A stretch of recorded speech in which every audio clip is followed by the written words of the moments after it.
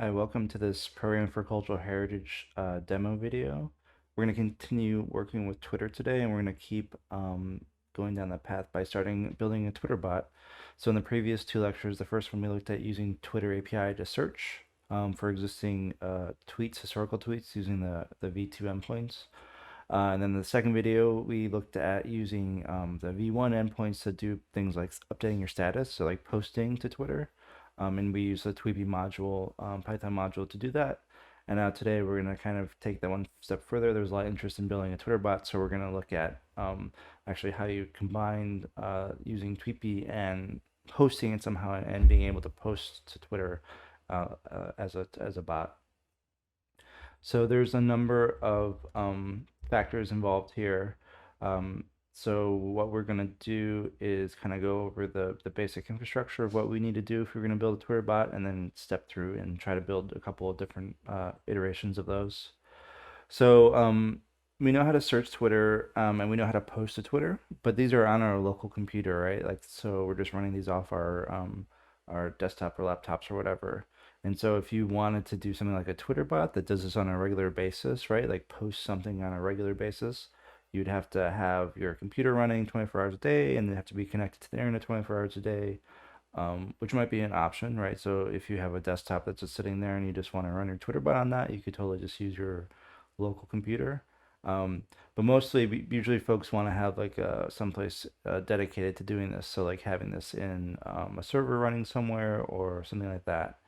And so, but if we wanted to have a server, you'd have to, rent a server and have, do all those kind of administrative stuff to it and have pay for it, especially.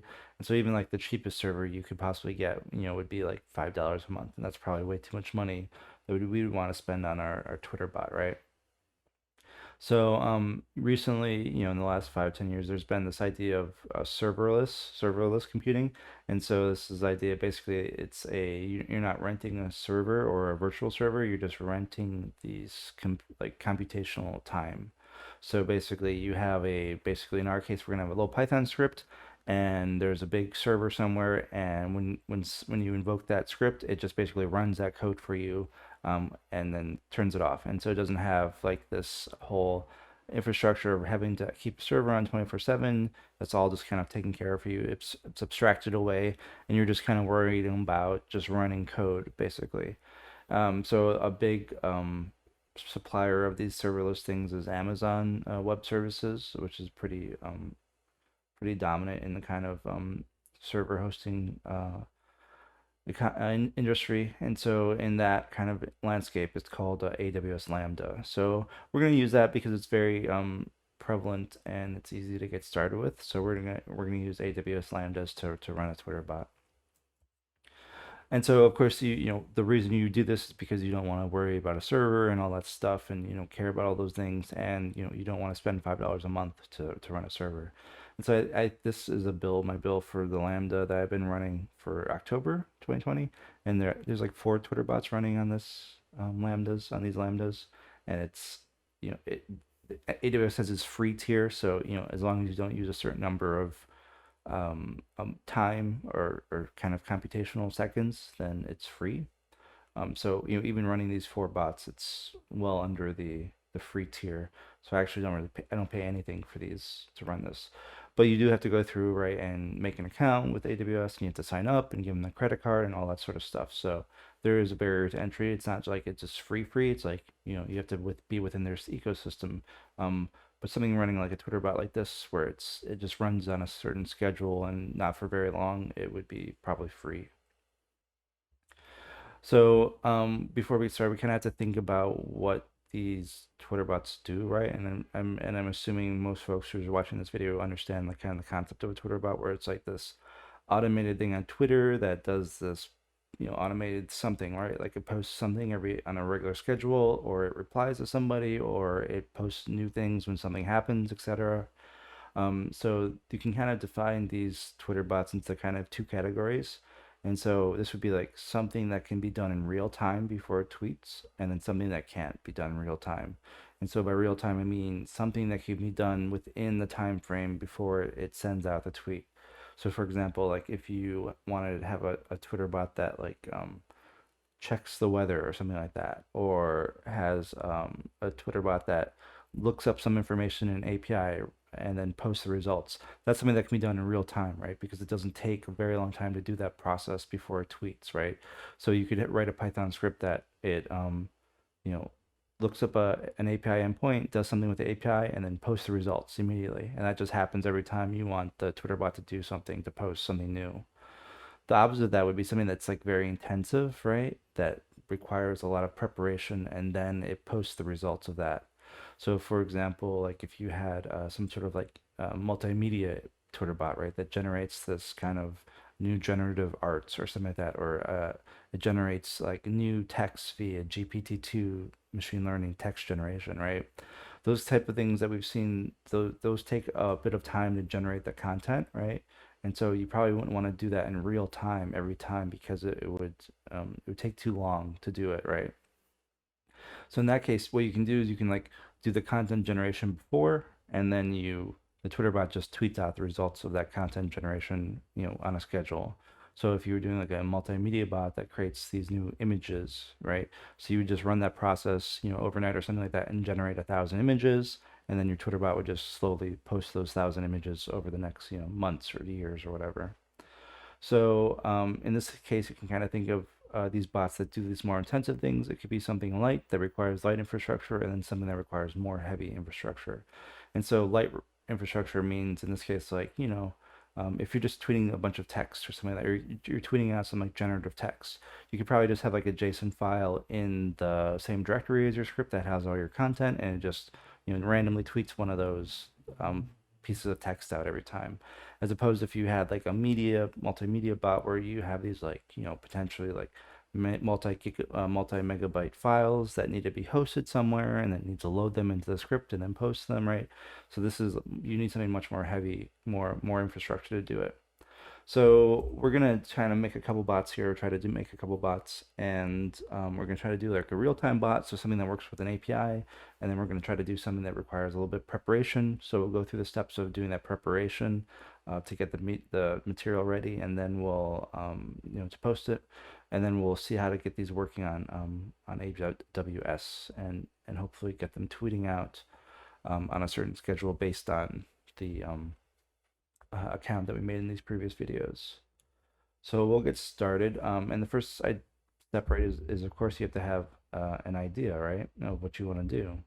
And so the first one we're going to do is just make this real-time bot. And so I was just looking at some resources, right? And so I was looking at, there's just like a GitHub page for public APIs.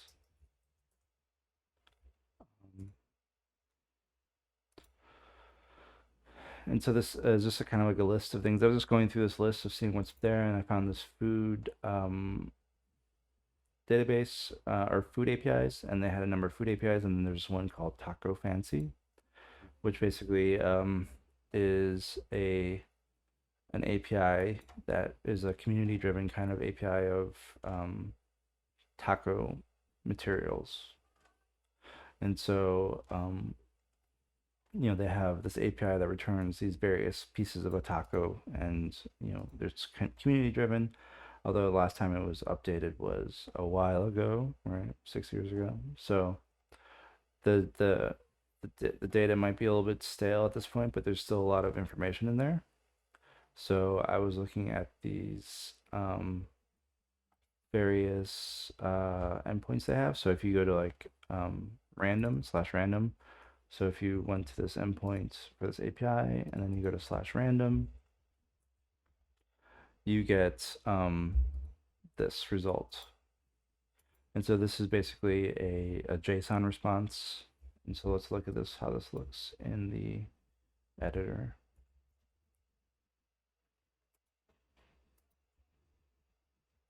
Let's just format this as JSON. So you have basically a Python dictionary, right? It's a JSON. So it's Python dictionary, and there's like 4 keys or 4 or 5 keys. There's a seasoning, base layer, condiments, and mixin, and then shell, right? So, and every time you refresh this, there is a different it remixes it, right? It sends you different varied combinations of those. So you could kind of say like, oh, you could kind of make a maybe a Twitter bot that tweets out a random taco type every time, right? We're not doing anything too intellectually heavy here, but it's generating like maybe a new kind of taco every time it tweets. So then you could kind of think about like, oh, okay, well, what would that look like in this case? So you kind of have to piece these pieces together, right? So you'd have the base layer. So in this case, you'd say, okay, this is a spaghetti squash with packaged seasoning, pickled red onions, and veggies for fish tacos in a hard corn shells, traditional, right? And so if you refresh it again, so I just refreshed it again in the background and pasted this again, formatted again. You could say, okay, you now have a pepper tempeh with quick and dirty spice mix, mango avocado, pico de gallo, traditional lettuce, and in a badass tortilla, right? So you can kind of generate this text string of random taco kind of recipes. So we don't really care about all this stuff, and we don't really care about, we just care about this first line of text here. And so what we could do is write a Python script that basically talks to this API, gets this information, builds this text string, and then just tweets that out, right? So that could be like a very light kind of real-time Twitter bot, right? Because it doesn't require a lot of preparation. The API will hopefully always be up there, and then it will return the result, and it just generates this, and it'll take microseconds to generate this result, this text string.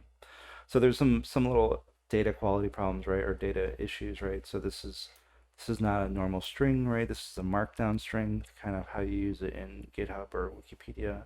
These little symbols mean something special in the formatting of it, like these pound signs mean it's a heading, etc. But if you kind of see that there's some common kind of characteristics, right? Like so, like, the title is usually the name of the thing, right? So there's usually a line break. That's what these slash ends are.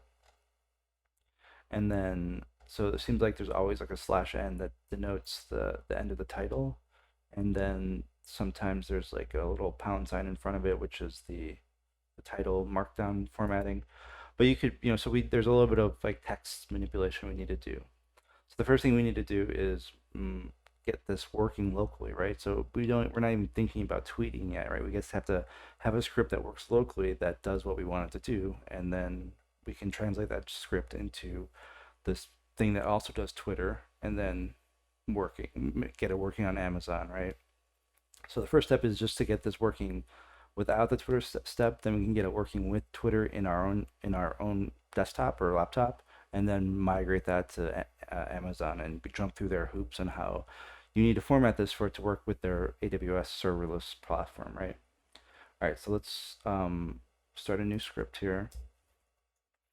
I'm going to make a new directory in my downloads called taco bot, and I'm going to make a new file called generate.py. All right, so we know that we need to talk to an API, so we need to import requests.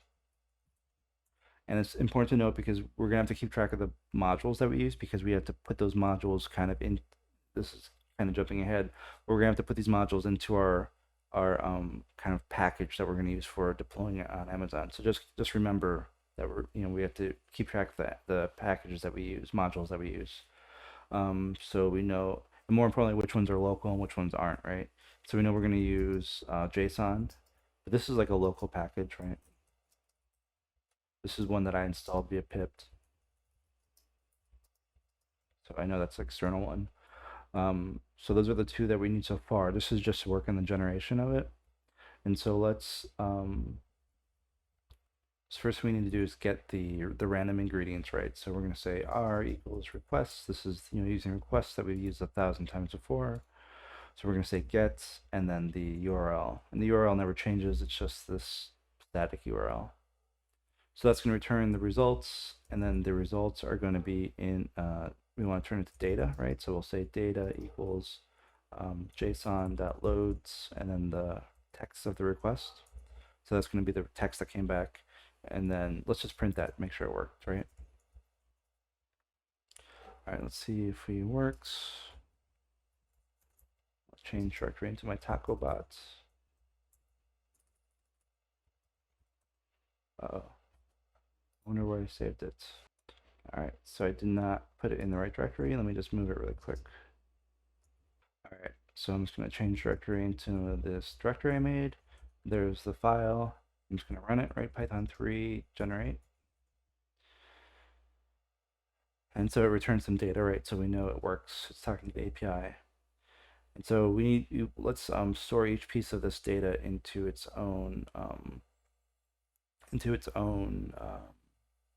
URL, our own piece of data, own variable, right? So we know that there's a seasoning, and then there's the seasoning lives under the recipe key, and then there's a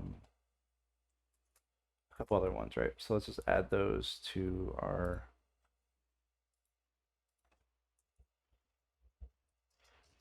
so the seasoning is going to be under,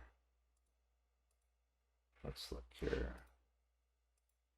Yeah, our seasoning is under data, seasoning, and then recipe. Right. And then we're going to do that for the other ones. And the other ones are called base layer. And then condiment. And then mix in. And then shell.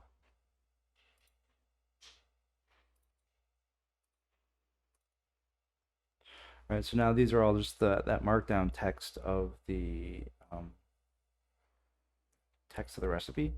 And so if you were going to do this like very, if we're going to do this more like thoroughly, we might want to use like a markdown module that I'm sure there's a markdown module that exists for Python that could translate this markdown text into some normal text string. But we kind of, in this case, we kind of want to keep things as light as possible because we don't want to install a lot of stuff on Amazon.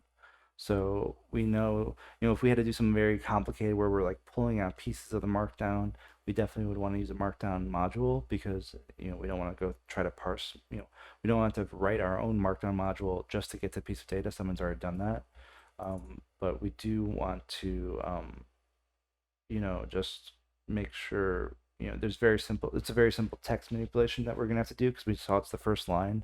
So we don't really want to kind of reinvent the wheel there.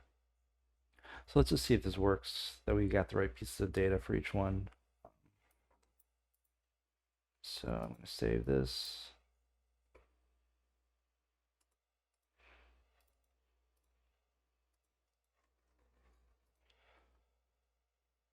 And I'm just going to make sure that it's printing for each one of these variables. Like, I just want to make sure that we actually have this data there, that we think it's there.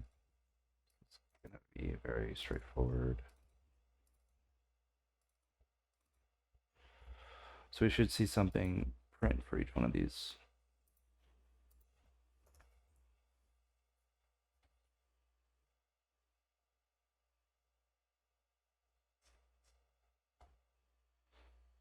Yeah. So you can kind of see it's converting the line breaks into actual line breaks in our console. So you can kind of see how there's this text or this title for each one. Then there's a line break. So we need to basically like extract the title out of each one of these, right? And so this is something when you have a case where you're going to be doing something over and over again, you might want to define a function to do it. So we haven't talked too much about functions outside of our kind of introduction to Python lecture. But a function basically allows you to kind of pass it something to work on, and it just does that work on it over and over again for different pieces of data that you pass to it. So let's make a function by saying def, and we'll make a function saying parse title. And then you're going to pass the recipe to it, right? And you end it with a colon, and then inside of here is whatever you pass to it, you have it to work on, right? And so for this piece of data that we're passing to it, we know that it's going to be on the first line always. And so you could do something like this. So you could say, take the recipe and you could say split it by the new line character. So the split method on a string returns a string as a list, and it basically divides it into based on the character that you want to split on. So in this case, we're splitting it on the new line, so we know that the first line of the text is the title, and then there's a new line character, then there's the rest of the recipe. So then we could say first line equals 0. You could also write this as this, right? And just skip that part, but we're doing it in 2 steps here. So the first line is then going to be the first line, and then we saw some cases where there's like a pound sign in the beginning because it's like a title. So we could say, okay, first line equals first line dot replace replace this with nothing. Then we could say first line equals first line and make it strip it so there's no extra line spaces, extra white spaces on either side of the string. So split up the recipe into lines, use the first line, remove any pound signs in that first line, and then remove any white space on either side. And with a function, of course, the most important thing is at the end, you have to return some results. So we're going to say return the first line, right? So we're passing it the recipe or this piece of data, which is a string, and it's going to return the result of these operations. All right, so what we can say now is we could say seasoning equals seasoning, and seasoning equals parse title, and then pass it the seasoning variable, right? And we could actually even just make this simpler by wrapping this data in before we assign it, make the result of it have to go through the parse title. So we don't have to do those, like have those multiple steps. We can combine those 2 steps into one by just having it take the result from the JSON file and immediately pass it through the parse title function before it returns it into this variable, stores into this variable. So let's see if it works, right? So we'll say seasoning base layer just says know which ones are which in the counts in the terminal. Condiment, mix in, shell. So we should see 4 lines of text and then the result, right?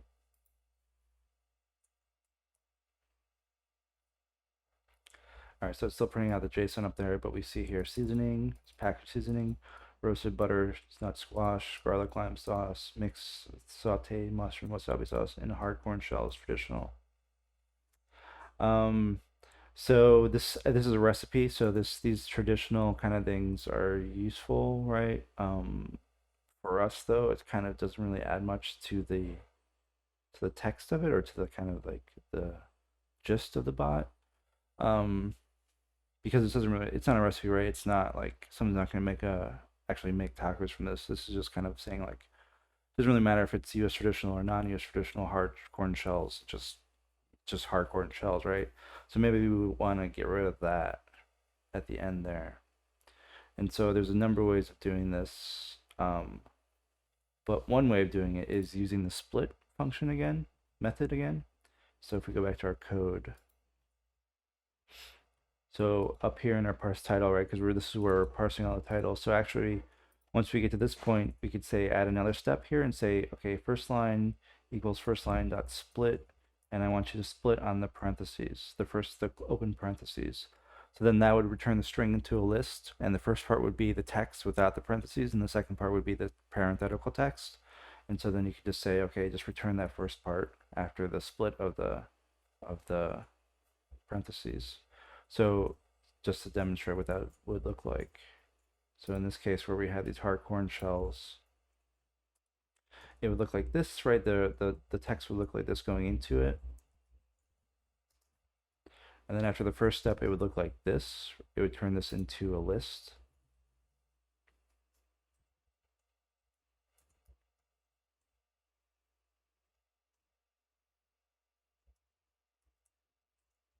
Right, so now it's a list of 2 strings. And then the last part, we would just say take the first one. So then we would just be taking this first part. So then that would be returned. And it wouldn't be a list anymore. It would just be the first one of the list. So it'd just be a string. Right. So it's kind of like a little bit of a not a hack. It's just kind of like a different way of thinking about how you would split up a string. Another way of doing this would be like, all right, find where the parentheses start and then take a substring from the beginning to the end of that, right? But this is kind of like a little bit different way of doing that.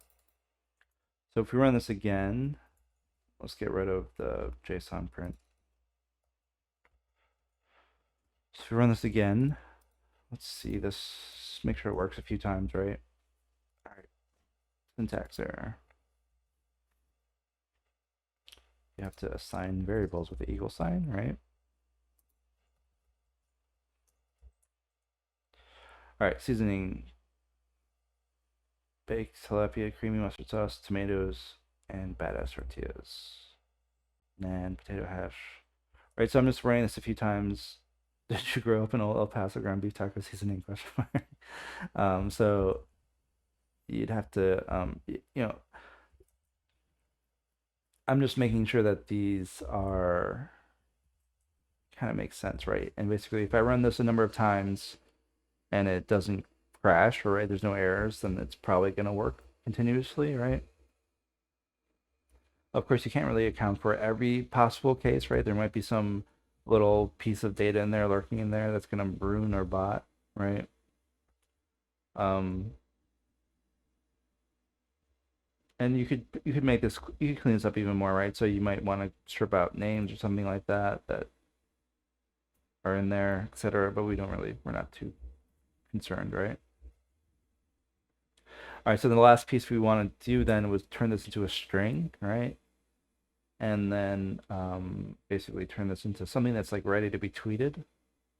So what we want to do is combine these things into a kind of actual ready to go tweet. So we have these pieces here. Comment this out. We have these pieces here, and so we could say, just, define the tweet string, and we could make this like an F string, right? So we could slot in our pieces of data. So we could say, so we know we're going to start with a base layer. So this will say, ground beef. And we'll say with this seasoning. Oh, sorry. We have to include a variable. We have to wrap it in these curly brackets with seasoning, comma. We can do condiment, comma, or how about instead of comma and the mix-in in, and so you could say in a, yeah, we could say in a shell, whatever the shell is. Right, so this is basically combining all these pieces into one big string. Let's see what it looks like. Print. Let's try it.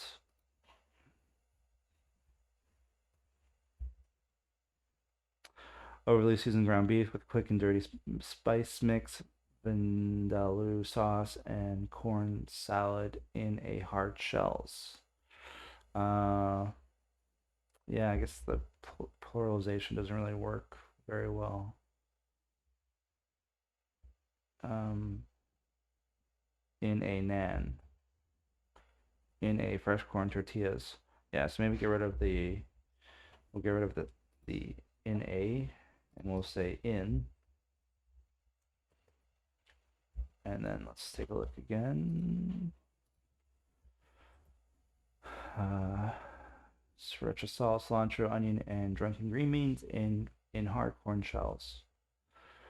Sand garlic ground turkey with sriracha sauce, above average tomato sauce, and shredded Brussels sprouts in hard corn shells. Yeah, I mean it's not perfect, right? It's not perfect, um, kind of grammar sometimes, but it looks pretty good, right? It actually is, you could read it as a menu item kind of, right? Badass tortillas. All right. So maybe the last thing we want to do is kind of add a little shout out to the source of the data, right? Because we're not like this is not our data. So it might be nice to just link back to where it's from. Basically, I'm just gonna say the tweet string equals the tweet string plus a couple new line characters, and then plus the link to the to the, to the site we were using. So we can just say from or just the URL or something like that. Let's see how that looks now.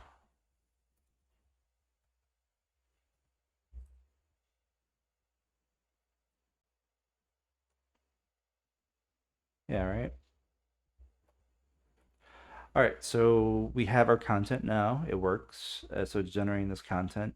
The only thing that we might run into, we want to double check is that there's like a 280 character limit, right, in Twitter. So we want to make sure that this is less than that. And if it isn't, then maybe trim it. So we could do something like kind of just very basic here, and just try to make sure that it's less than a certain length, right? So, and if it isn't, then reduce it. Um, so we could say, okay, if the tweet string, so if the length of the tweet string is greater than 280, this means somehow the tweet got really big and it's just like too big, right? So then maybe instead of cutting off the credit line, we could like make the ingredients shorter. So we could just like truncate that. It won't make sense, but at least it won't like break the script, right? Because I think with I think I've seen where you try to tweet this something out and it's longer than the thing, it will throw an exception and say like, oh, can't post this, and then your script would fail. So it's better than breaking. At least it would post something and it would still kind of get the idea partially out there. So if this is bigger than 280, and then we know that this is a certain length, right? Uh, we'd probably just want to reduce this. Let's see how long this is. So this is, I'm just looking at the column at the bottom. So this is about 46 characters long. And so we just want to reduce the the the tweet string by that much. Um, so we would just do this part again, and then just reduce this by enough to so that it would fit. So we say like tweet string equals tweet string, and only start at the beginning, and only go up to like 230, right? So we have plenty of room to add the credit line, and then add this last piece. So again, strings are just big lists of characters, and then using these range operators, you can select pieces of them, sub pieces of them. So we're basically saying start at the 0 position and go to the 230 position, and then maybe we could even just add these little dot dot dot at the end of it. So it'd be like ellipses, and then so it would look a little bit better instead of just cutting out. So we could play around with this, right? We could try to make this yeah, let's try it, right? So let's make it for sure it's going to be way bigger than 280 by combining it together with itself. So say tweet string equals tweet string plus tweet string. So now it's twice as long. So that might be enough to trip it up. So let's see if it does.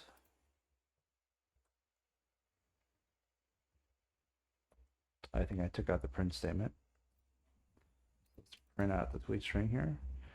And let's print out the length of it too. Different line.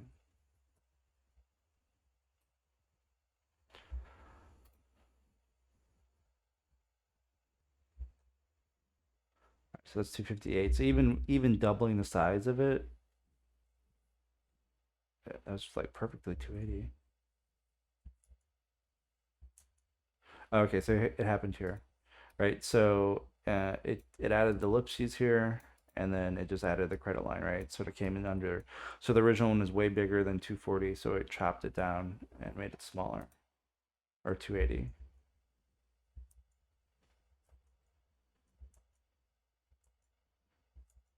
So yeah, so you could play with this and think of like alternative kind of if it is too long or how you want to handle that problem. But this is good enough for our example. So I'm just gonna remove that test that we're doing, making it very long. And that's it, right? So now tweet string is basically what we have ready to go. Um, and so the next part is we want to add this to our timeline, right? Our status on Twitter. And so in the previous lecture for this part two, we looked at using tweetbee to post to update status. So we can just look at that code from that previous video that we used, which I should have here. And basically what we want to do is just duplicate it, right? So this is the code from that last lecture where we had basically we imported tweetbee. We did this the secret key stuff, right, that we got from our developers portal. And again, if you didn't watch the last one, if you go to your developers portal here,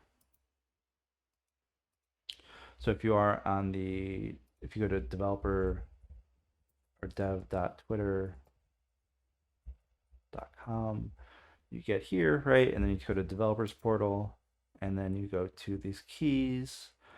You also need to make sure that this is the setting is read and write mode, so you're able to write to your timeline.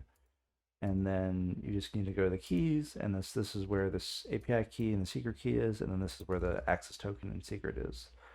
So those we did those in the last lecture, so we have those same values from those last lecture. All right, so in this, we're now going to basically copy the stuff, right? So basically all of this works, right? And we're going to get that into our code here. So I'm just going to put it at the bottom here. I'm going to move the import statement to the top. I'm also going to note that saying like this was installed by pip, just for later purposes. So I know that's external one. So this JSON is internal. Request is by pip, tweetbee is by pip, and then this code here is all the same. And so the last thing we want to do is post the string that we created, right? And so we just do that with we set up the keys and the secret keys or the consumer keys and the access tokens. Then we authenticate. Then we get an access token, authenticate access token. Then we get an API interface using this tweetbee.api, and we pass the authentication to it. And then this API has all this stuff built into it, like update status, reply to tweet, all these things. Get the last 10 tweets from your timeline, etc. Right? So the last thing we want to do is update status, and we just want to send that tweet string that we've been creating out. All right, so if we look at that, it should just work, right? So if we look at the terminal and run it, actually let's print the result of it. So we'll say tweet post result equals this. We'll just print that just to see what it looks like. I'm not really sure what it's going to say.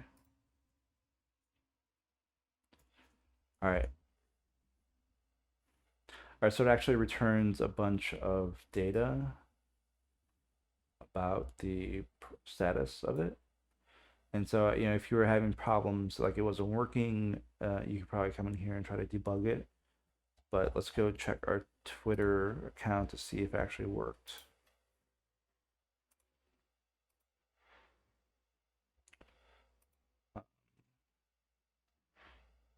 Yeah, so it did work, right? So it tweeted out one of these random tacos. So right, so you probably want to add more context to this, and you might not want to link directly to this, because you'd have this like Twitter card here every time. You might not want to do that, depending on what you're working on. But it's nice to give credit, right? And so you might even want to preface this with like random taco idea or something like that, just to give it more context. But it's yeah, it works pretty well. Let's try it again, see if it works. I'm gonna run it again in the background. Refresh. Yep, chopped steak with quick and dirty spice mix, salsa de gente, and traditional Mexican mix in badass tortillas. Right. So we basically have our content part working right, and it works in real time. And then the next step is that we just need to get it to work in some sort of automated way, right? It's where it's repeated over and over again on a certain schedule. So this is a case where we're going to go into working with Amazon Web Services. And so uh, if you don't have an account, you'd have to sign up for one. You go to aws.amazon.com. You have to create an account and get signed up and all that. So I have an account, right? So I'm going to sign in to the management console. I'm going to sign in off screen a little bit so you don't see my information. All right. So I signed into my Amazon console here. And so what we're going to do is use the Lambda. So if you just search Lambda in this management console, you have these, basically you can create a new function here in the top right hand corner. And so I'm going to create a new function. And basically we're going to say, okay, we're going to author from scratch. What we're going to call this, we're going to call this TacoBot. And then we have to pick the runtime. So what programming language we are using. And so of course we're using Python. And we want to make sure that we are using a Python 3 version, right? So you could actually use older versions of Python you want, but Python 3.8 is great. That's fine. We'd actually, if we're using Python, though, we want to make sure that we're using the same module version of Python. So we'd better double check before we pick that. So I'm going to go back to terminal. And so I'm just going to take a look here and say Python 3 dash V, uppercase V. And it's actually using Python version 3.9 because that's the one I installed. So we probably don't want to use Python 3.9. It might work. You might get lucky. Yeah, let's try it. If it works, it works. If it doesn't work, then we'll go back and switch to a different version of Python. I just want to go through all that right now. So hopefully it works with the same version. Probably should. It's just a minor version difference. So back to the web here. So we're going to say, okay, yeah, that's fine. Use Python 3.8. And permissions by default, Lambda will create execution role. So, there's people's full-time jobs are to like manage these Amazon instances and manage their permissions and all. It's like it's a challenging thing, right? So we don't really need to mess with the default role. It will just create a new role with basic permissions, and we're not really accessing any other Amazon services. If we were going to create a Lambda that talked to, say, S3 buckets, or talk to some database that they run, or talk to some other service, Amazon service, we'd probably want to, create a new permission profile that works with those other services. But we're not doing that. We don't care about those other services. We're not interacting with them, just doing the Lambda thing. So we don't need to worry about that. And then there's advanced settings, but we're not going to worry about that. So create function. So this is basically going to give us an interface that allows us to add our Lambda, define the code that it should do, and define the thing that's going to trigger the execution of it. So again, this Lambda is just basically a Python function that lives on a server, and whenever there's an event to trigger it, it just runs the code and it just works. It doesn't have like a server running all the time, etc. So you can actually come in here and just write code straight into their editor, and it will just kind of that you can just use this as the editor. Another way of getting code into this is by uploading it from a zip file. And so the thing we have to it's a little bit confusing, but this is just the way that this service works, is that if you're going to use a module that's not built into the existing kind of core features of Python, and also there's some modules built into Amazon Lambda. But if you're going to use Twippy, for example, Twippy is not built into Python. It's not built into this Amazon thing. That's like a module that we're bringing to our code. And so there's no pip install for this. So there's no way to install that module on your code for this Amazon Lambda thing. So because of that, we need to include the module in our code when we package it up and give it to Amazon to run. So that means we need to install these modules into basically our code directory and have them ready to go um, as kind of like its fully formed little code module in the same directory. So that's why we were keeping track of which code modules we were using that were kind of installed via pip and which ones were installed via just built in to JSON or built into Python in general, like JSON. So we are going to go the second route, this route where we need to upload a zip file basically because we don't have uh, we are using these external modules. So this sounds very complicated, but it's actually kind of straightforward if we just kind of step through one piece at a time. All right, so let's take a look at the terminal and where our code is actually living, right? So in this directory, this talk about directory, we have this generate script, and then we have this, and that's it, right? So we need the first thing to do is to get the code into something that looks like this Amazon Lambda interface. And so you notice they have this function defined here called Lambda handler. So whenever this Amazon Lambda kicks off, it looks for this specifically named function called Lambda handler, and if it's not there, it won't work. So basically all your code needs to live underneath of this function. So I'm just going to basically copy this piece here and go to my script. And at the very top here, I'm gonna clean this up here a little bit. Since we already have a function, I'm gonna put this one underneath of that function. Now we have Lambda handler defined in our code, right? And basically, we'll leave this as the response. Maybe we'll change this from like hello from Lambda to like it worked. Right, so this is like the last piece of the function. It has to return something. And so it's going to return a status code 200. So remember, 200 in HTTP means it works. And then we need to put the rest of our code here underneath this to do implement. So I'm going to copy all of our code that we generated, cut it, and paste it here. And so the only thing we need to do is make sure it's indented underneath of this function, right? So it all lives underneath of this function called Lambda handler. And we don't need to print stuff anymore, so I'll just delete that print statement. And then the last thing it does is return. So there's no like code anywhere else in the body of the script, right? We just have these two functions, this title function we defined, and then this Lambda handler, which is needs to be there for it to work in this context. All right, so now we have this code, and it's in the same format that it needs to be in for Lambda. The last thing we need to do is build this kind of package, or this deployable package that we're going to upload to Amazon. So in our talk-about directory here, let's make a new directory called deploy.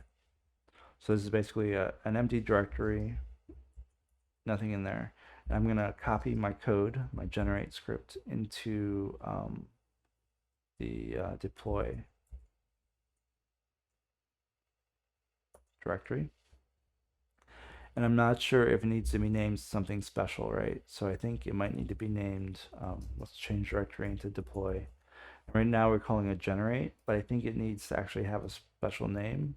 And I think it needs to be called lambda function.py. Let's look at the web. Maybe there's some instructions about that.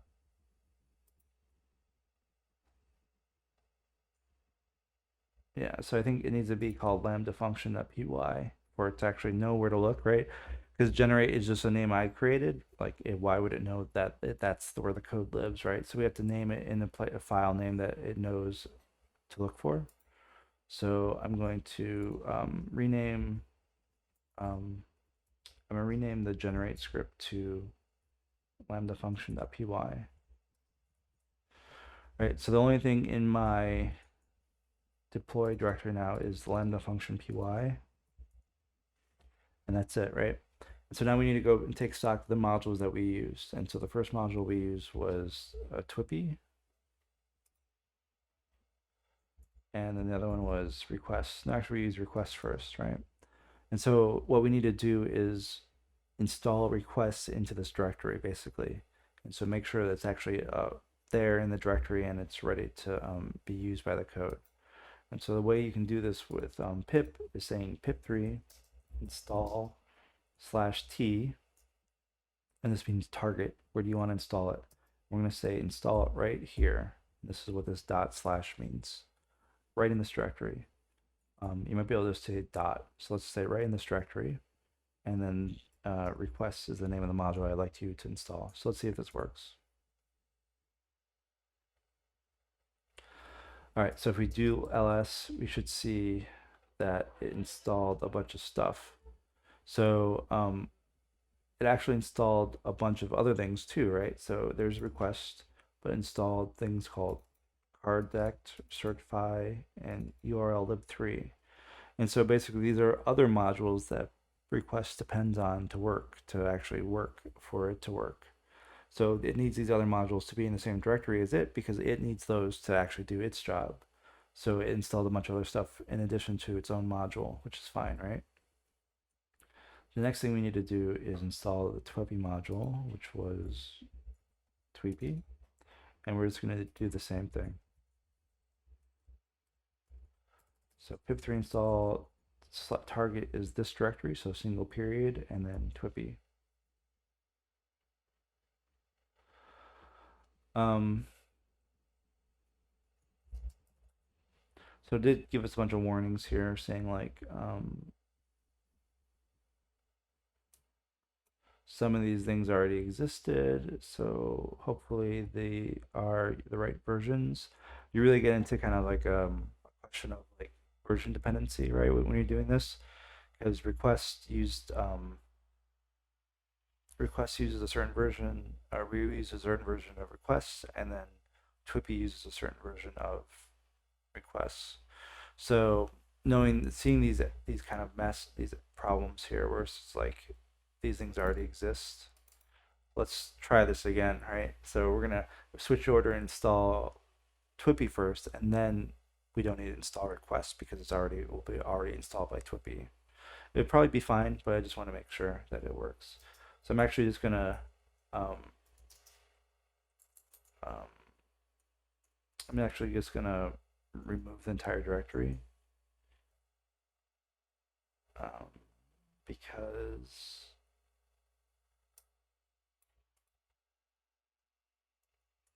I'm gonna say remove force directory force deploy. All right, so I removed that directory again. You could just drag that to trash or whatever in the GUI if you wanted to. So I'm gonna make a new directory called deploy again. Change into that deploy. I'm gonna copy the generate file that we worked on into a new file called lambda function here. So I just have lambda function here. Now I'm gonna pip3 install target here with just tweepy. And so in this case, we don't get any warnings because there's not already any modules installed, and the request should still work fine because we still have a request here. And so we have requests built in because tweepy used it, and it's a dependency on tweepy, so it installed that as well. But we can use it as well because it's in the same directory. All right, so all our modules that we used are now here. And so the last thing we need to do is package this all up into one kind of zip file. And so this is only thing we need to do is basically once we're in our deploy directory, we're going to say zip.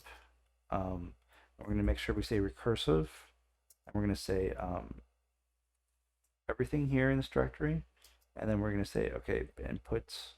The second thing we need to say, where is the zip file? And we're going to say the zip file is going to live in one directory below us called deploy.zip. And then we want to zip everything in this directory. So it went through and did that. So if we go back and look at this, if we open this directory, and I'm going to I just double clicked it in my GUI, and there's a deploy to folder. So I just want to make sure that it looks the same as what our directory did, right? So I'm going to change directory into there and look. And so you can see that it does not look the same, right? There's none of the modules are there. So it didn't copy all the stuff that we wanted to copy. It just copied all the files basically. And so we need to check the documentation on the zip command to include zip command include directories.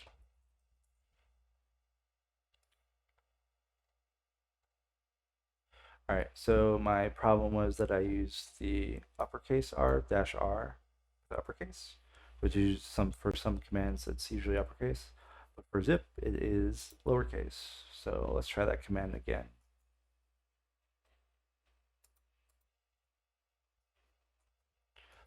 All right, so I'm gonna remove that directory and I'm gonna remove the deploy zip file. All right, now I'm gonna change back to my deploy directory where the script is. There it is, and all its dependencies. I'm gonna try that command again. I'm gonna say zip recursive, lowercase r. I want you to put it in a file called deploy.zip in one directory below this, right? Dot dot means one directory prior, and then I want you to zip everything in this directory. So that looked a little different, right? Everything kind of went up on the screen, and you can see all these directories being included too. All right, so now we have in the previous directory, we have this deploy zip. So everything we need is kind of packaged up into this deploy zip file. All right, so the last thing we want to do is actually try this out and see if it works. So we're going to go over to our Amazon interface again.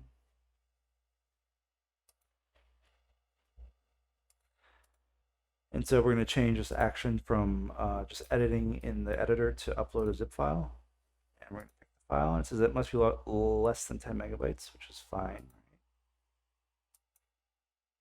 So here's that top. I'm going to pick this deploy.zip file that I have in that directory and save it.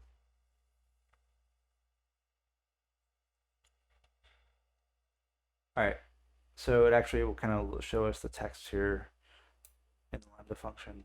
It's kind of cool. So you can, if you wanted to make, I think if you wanted to make minor changes, you could do that. And the last thing we want to do is set up the trigger to actually get it to run, but we actually have to test it first, right, to make sure it works. So there is a test button here, and you might need to configure it a little bit. And so it's going to say, you just have to create a generic test event, and that's fine. We don't care. Create taco test. Create. All right, so create that test event, and then we just need to click test and see if it runs. All right, so it did not work because you got this error failed. And so if you look at the code here, it says there's a syntax error in the module lambda function. Unindent does not match outer indentation level. So this is like a very basic syntax problem, which is extremely frustrating. But if we look in the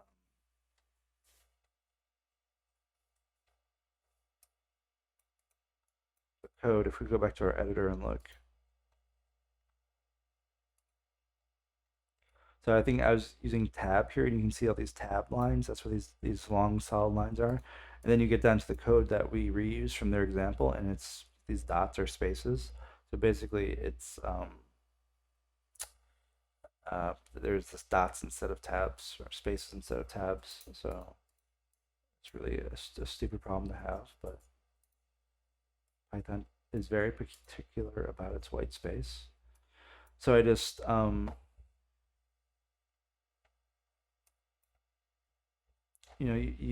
fix it here, and actually let's see if we can just fix it in the editor without having to upload a whole thing again, because that was kind of a lot of work. So I'm just gonna so you can even see here, this is like a tab character where this is spaces. So I'm just gonna change this from spaces to tabs, and then deploy again. All right, so save that. So that's kind of cool. You can just edit it here in the editor without having to re-upload a new zip file. And let's run this test again. All right, so the Lambda didn't have any problems running. So it actually went through all that code, and all that code ran fine without throwing an exception. So let's go to our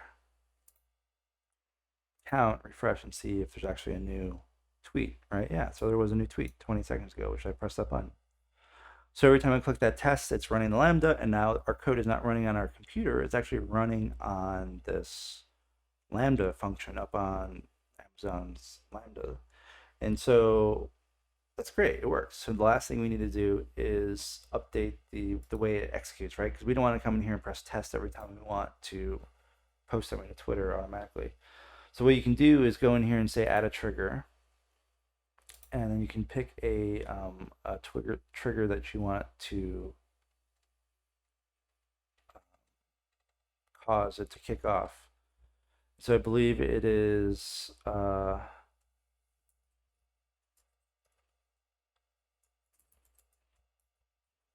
think it's called event CloudWatch events. No, maybe not.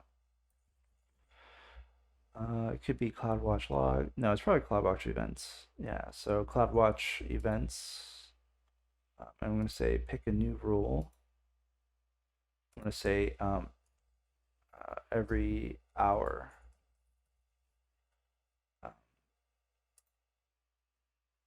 Runs every hour. So you can pick an event pattern, or you can click a scheduled expression. And so this is kind of like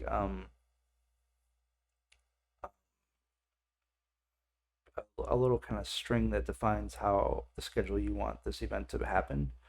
And so you could do like, if you're familiar with cron jobs, which is a whole thing, but if you're familiar with that syntax, you can. But they also have these other more human readable expressions. So you could, for example, they have an example for like if you want this event to happen once a day, you can say rate 1 day. And so if we want our Twitter bot to run every hour, which is pretty aggressive, we could say rate 1 hour, right? And so every hour it should trigger this event.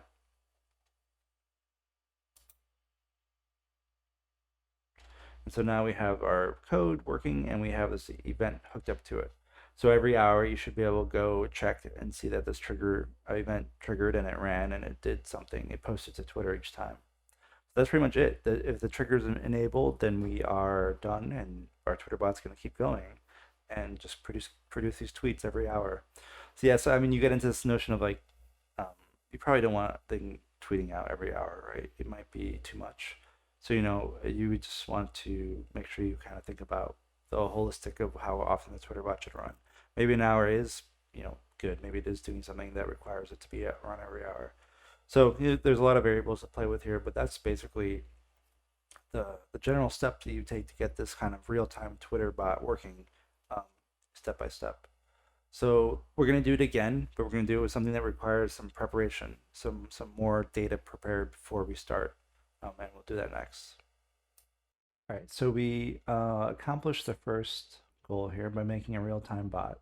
We got it working on Lambda, and we got it tweeting. So that was accomplished. We wanted to do one that requires a little bit more preparation, just to give an example of what that means, right? And so the first one we just did, that was an example of something that could be done in real time. The script ran in pretty quickly. And actually, we didn't cover this, but if you go to the interface for it, you can set how long it should run, right? So there is a place to modify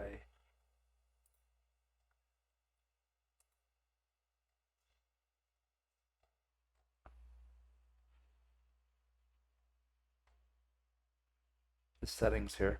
So you can actually, if you find that your Twitter bot is timing out, you can edit this and give it how much memory, because this is really controls exactly kind of components of everything about your function. So you might be doing something that requires a little bit more than the memory they give you. So they give you 128 megabytes of RAM just to run. So that's a very small amount of memory. So you might find that you're doing something that requires more and your script is erroring out with like memory problems. You can actually increase that. Of course, the more memory you use, the more it costs, but so you want to use as little as possible. And then this timeout, after 3 seconds of execution, if it hasn't worked, it will time out. So you actually might want to increase this, to 20 seconds, right? Doesn't mean that it's going to take 20 seconds every time. It will just won't go past 20 seconds. So that was an example. We were working on an example of doing something real time, and that is, we saw that it took less than 3 seconds apparently to talk to the API, build out a little string, and then tweet it out. And so we wanted to try to do something that required more preparation, something that requires something, something that could not be done in real time like that, right? For example, if you wanted to do something generative, and it might take a few seconds just to generate the piece of the content you want to tweet, or if you're doing something more like GPT-2, it could take minutes to generate that text. So of course you don't want to have this Lambda running for minutes every time it's trying to generate it. And trying to get all that work in this Lambda environment would be kind of complicated anyway. So this next kind of bot we want to make is going to be focused on like creating a corpus of stuff ahead of time and then using that corpus to tweet out new tweets every so often. So you just have to come up with an idea. I was browsing around things and I came across this site that had these Frasier scripts, which is an old TV show, right? So I was just thinking of old TV shows that could be a corpus to use. And so I was clicking through here, and it's interesting. They have the script, and they have the character that said something, and then they have all the sorts of screen notes and stuff like that. So it might be fun to like do something based on these scripts. And so, it could be like maybe tweet dialogue from two characters or something like that would be an interesting Twitter bot. Um, this is just an example, just to show the steps to take to kind of get to this prepared idea of a Twitter bot. So what we're going to do is we need to basically generate the data that we want to use, and then we're going to use that data to generate these tweets each time. So for example, if we wanted to use the content of these scripts, then we need to get all these scripts, all the data for the scripts. And so the first thing we need to do is basically pull all this data down into a local version that we can then play with. So we need to start with this page, and we can start seeing that there's 11 seasons of links, and each link has its own script. And so we want to basically, our first step is to pull out links to all these scripts. So if we inspect this, we can see, this is HTML that we're dealing with. There's a bunch of divs here. There's a bunch of divs with called season lists, and inside of there is a list with each of the link to the script. So let's write a web scraper, right? This is an example where we'd want to use a web scraper. There's no JSON data set for this. It's just all HTML on this old site. So let's write a web scraper that actually pulls in this data and then do something with it. So we're going to be web scraping. So there's a whole video, a previous video about web scraping, so you can refer to that if any of this doesn't make sense. But I'm going to make a new directory, and we're going to call it, of course, FrasierBot.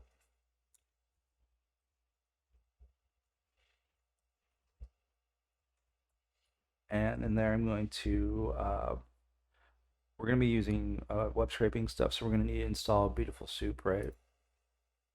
So to install Beautiful Soup, we just need to say pip3 install Beautiful Soup 4. And again, I'm not installing this into the local directory like we did last time for these Python modules, because we're just we're not at that point. And if we think about this, Beautiful Soup doesn't need to be installed in the module that's going to be tweeting, right? Or the script that's going to be tweeting, because that script is going to be running on Lambda, but our scripts that are kind of generating this content for the Lambda aren't going to be on Lambda. These are just on our local computer. I didn't have it installed for this version of Python, so I installed the module. So now that that's installed, let's make a new script in our code. I'm going to save this as scrape data.py.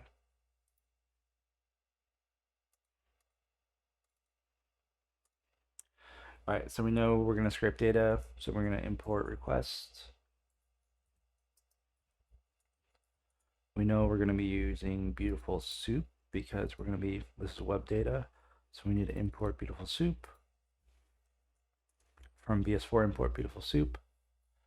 And let's, first step is to get that HTML, the index, right, of all the scripts. So we'll say index HTML equals request.get.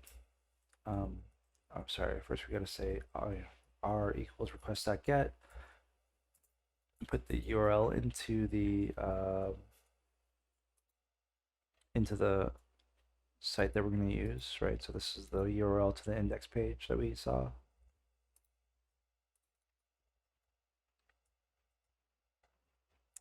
And we're going to put that into our code. And so what we want to do is get that HTML.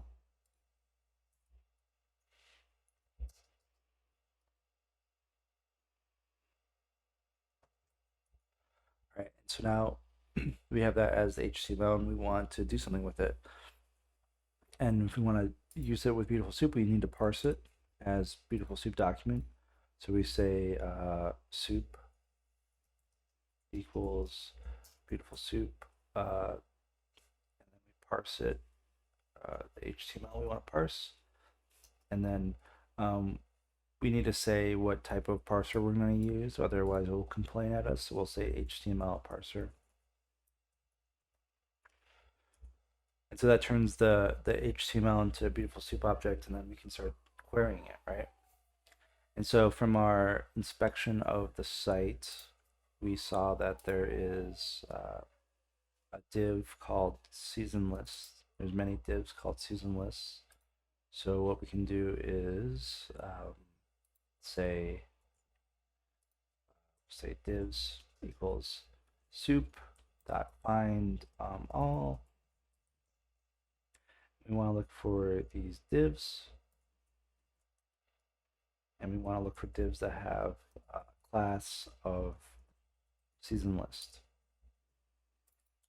So let's see how long if that works. So we should see like 11, right?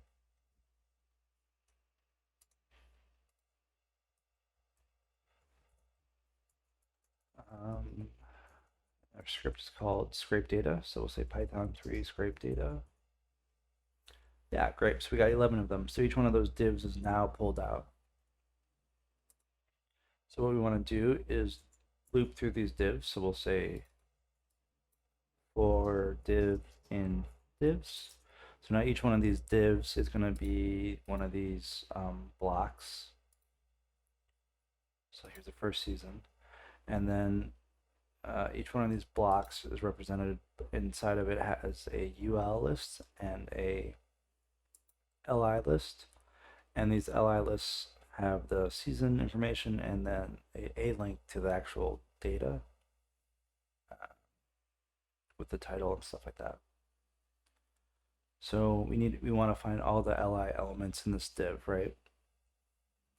So we can simply, to do that with Beautiful Soup, we simply say LIs equal div.find all. We're looking for LIs, and that's it. There's no class or anything like that. And then we can say, okay, for LI in LIs, now each one of these is the LI, and let's just print out them, see how it works.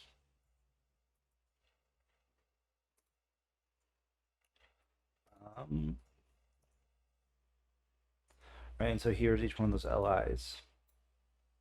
And so we want to get two things. We want to get the link, and then we want to get the season information, right? And maybe even the title of the season or of the episode. So what we need to do is, here's the season information. That's season 11, episode 21.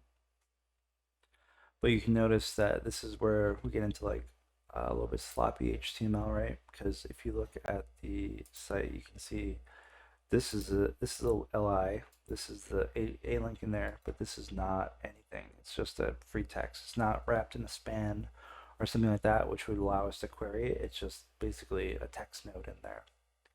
So I think in Beautiful Soup, you're able to say something like children. Let's see if this works.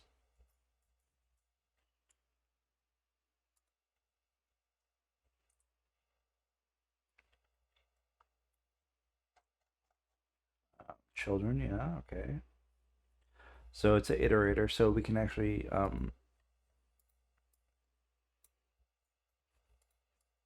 an iterator is just kind of like a special Python data type that lets you iterate through it. But in this case, it's just a list. So we can actually force it to be a list, to behave like a list. So we can say li list equals list and children, and then print li list. So hopefully this will force it to behave like a list and we can see what's in there. Yeah, so it'll turn it into a list now, and we can see that the first child is the season information, and then the second child is that A link. So we could actually just print out the season information by saying print the first element of it.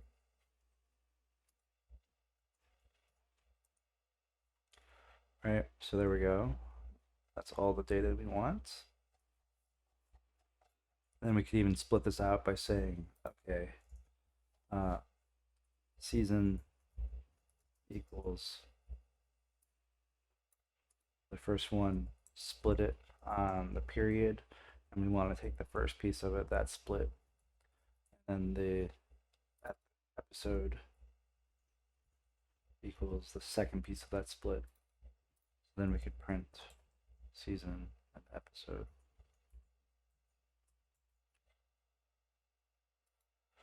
Sorry, I had the wrong screen up there. So let's do that again. So what we could do is print, split out the season episode. So we could say season equals this li list, the first one in it, in the children. So the season information. Actually split that on the period character and return the first part of it. And then we could say the second part is episode, split it on the period, but then return the second piece of it, the number one piece. So then we could print that season and episode. Right? And so if we look at this result,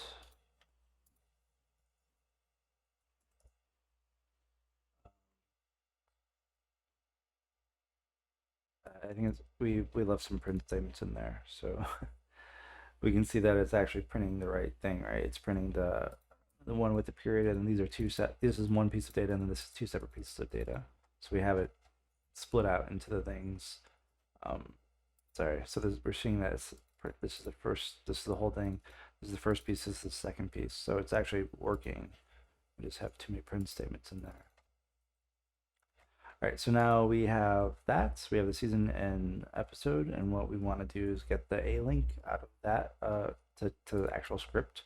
So we can say script link is going to be, remember these are all Beautiful Soup objects, so we can still query these. So we can say li find the A link in there.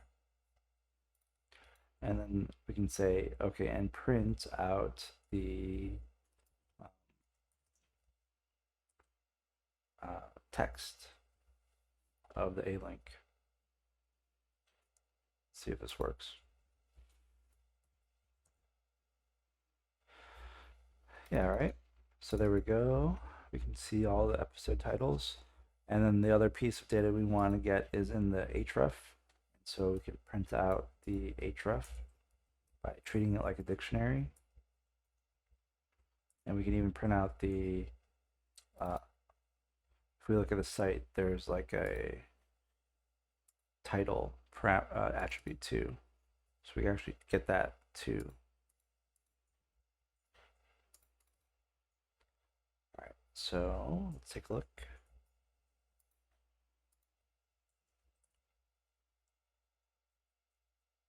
All right, so got the relative URL, right? This is not an absolute URL because it starts with slash, the kind of textual. Then we have the season information, episode information, and then the title. All right, so we need to build a URL to be, let's store this information. So we'll say title equals this, URL equals this, but it's relative, so we need to go to the site and find the full path. So these links go,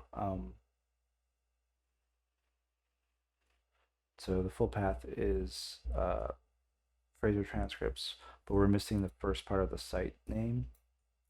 So we're just going to add that in there too. So we'll say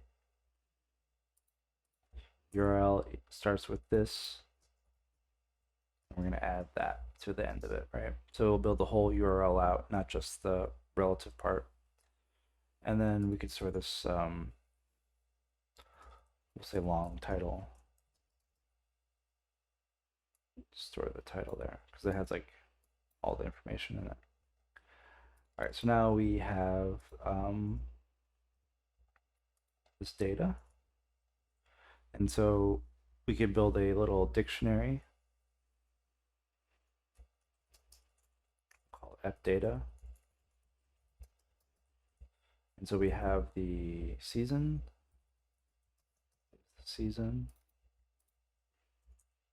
episode is the episode, the URL, we'll say script URL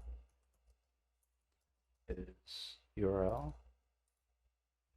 and the title is title, spelled title, yeah, and the long title.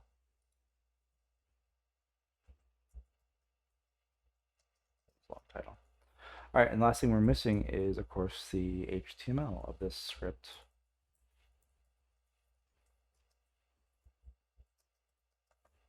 It's not there. So let's print each one of these out and just see it works.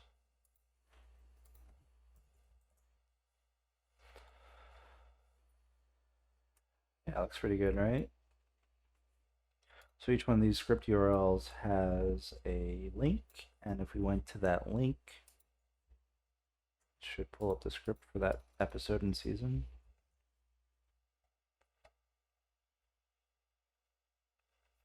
You probably can't see, but there's like a double slash in the URL here. So the URL is being, let's look at the text here, code. You see there's like a double slash here. And so we don't want to have a double slash in the URL because that's not actually the URL. So we could change that in our code so it doesn't start with a slash. In this one, the slash from the URL, relative URL would add to the absolute URL. So let's look at that now. And if we take this URL, we should get to the URL of one of the scripts. Yeah. All right, so now we're mostly interested in for our bot here. There's like a lot of metadata here for each episode, like a lot of stuff. But we're gonna do like a little bot based on dialog, so we're just kind of interested in the text of the script. So let's look at how this is set up. So let's try to see if there's like a container that just holds the script itself.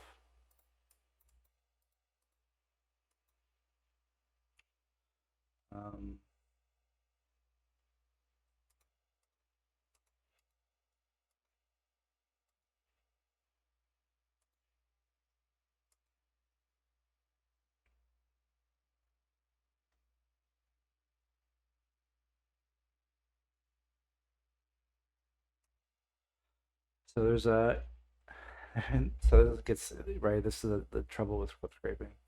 So there's a H2 element that says transcript, and then there's a pre element that has all of the actual transcript in it.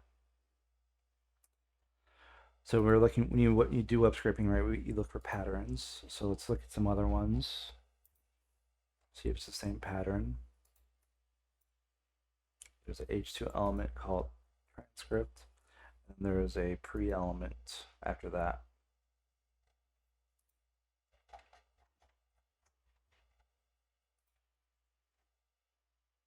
Here's the element called transcript.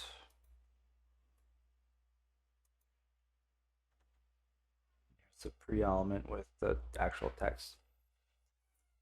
So unfortunately, we need to do something a little bit more fancy, right, to find this. So we need to basically look for um, H2 elements that have the word transcript starts with it, and then we need to find its like next sibling, and that will be the pre-element with the actual transcript text. All right, so first things first, we need to go and do this for all of our. So now we actually need to like grab the data. And so we're going to say, okay, R equals requests gets, and this time we're going to be getting the URL.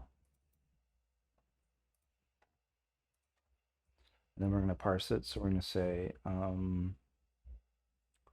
soup, or we're going to say ep soup equals beautiful soup, and then parse the r.text. So now we have the text of the episode script website turned into HTML and then parsed through beautiful soup. And let's just break at this point.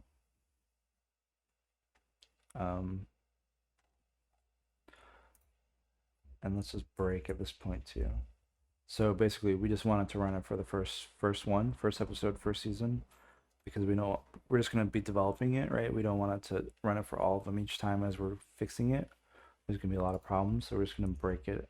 This will break the first for loop, which is the second for loop, which is the li element, and then this will break the last one, the divs element. Okay, so we have the HTML parsed. So let's try to find this H2 element. So Beautiful Soup has a nice thing where you can actually let's do some research here. So we could say Beautiful Soup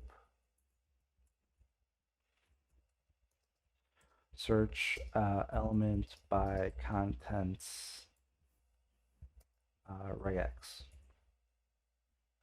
So search inside the text by tag. So let's look at someone's answer here.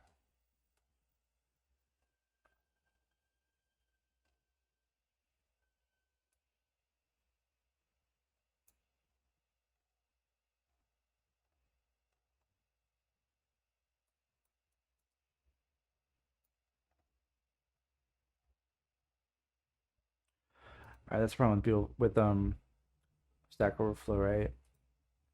It might kind of be what you're looking for, but not exactly. All right, so what you can do here is you can say, all right, import the regular expression module, and you can say find where the text equals, and then you can compile a regular expression into the thing you're looking for. So that's pretty much what you want to do, right? 'Cause it starts with transcript and it's H2 elements. So let's see if it works.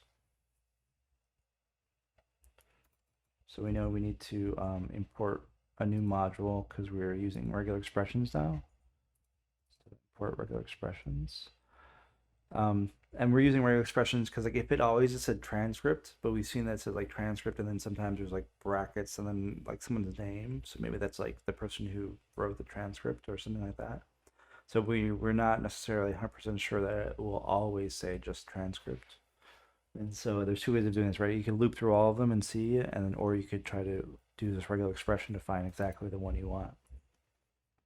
So we'll say h2 equals epsoup dot find, and we're looking for an h2 element, and we want the h2 element to have the text of, and then we want it to be a regular expression.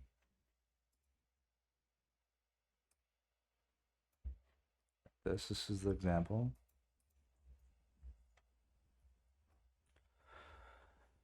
And so this is the regular expression they provided here. And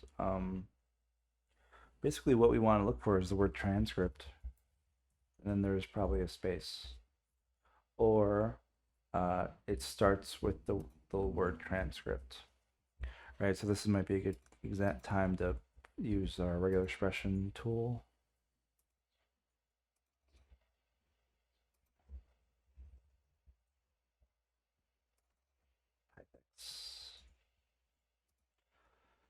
So our text is here. We want a regular expression that looks for this transcript. Um, but we don't want it to match, we want it to match this, but not something like this. So we want it to start with, I think you can use cheat sheet. You can start with match at the beginning of the string. So it starts with transcript, right? And so that matches this one, but it doesn't match just the word transcript. If you just had the word transcript, it would match it both places. But we're saying it has to start with the word transcript. That's a pretty simple regular expression, but you can't really define that otherwise. It might be a little challenging to do that in just non-regular expression.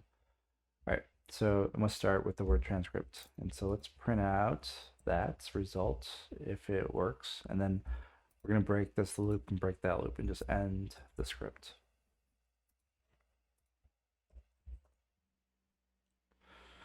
All right, so this is complaining because we didn't tell it what parser to use, but it found the transcript element that we want. Let's go back and stop it from complaining by saying use the HTML parser.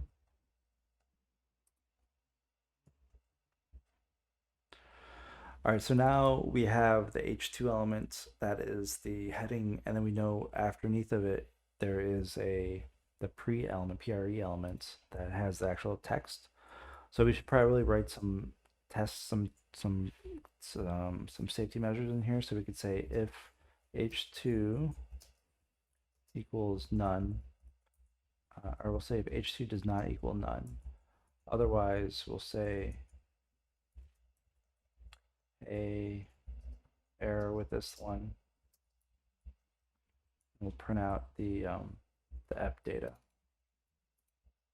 Right, because if we get to season 7, episode 11, and it breaks, we don't want to stop the whole process for the rest of the script. We just want it to graciously be like, okay, there's something weird with this one, something funky with this particular episode, and then keep going. And then we could go back and correct if we wanted to and account for it and investigate why it doesn't match this pattern and fix it rather than just breaking the entire script and not working. All right, because it might fail multiple times in multiple episodes. All right, so if that did work, so if it does not equal none, so if it equals none, it meant it couldn't find it. So if it does not equal none, now we need to get its sibling, so its next sibling. I don't know how to do this either, so we'll look up this again. So say beautiful soup next sibling. So, this is just the vernacular web stuff, thinking about the document object model of a website, and things like siblings and ancestor and parent are just kind of the terminology. So I knew the phrase sibling would be probably the one we're looking for. Um,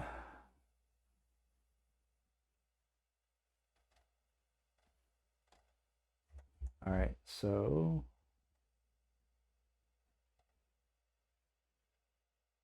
they kind of have a similar problem, so they need to like navigate down one and find this guy.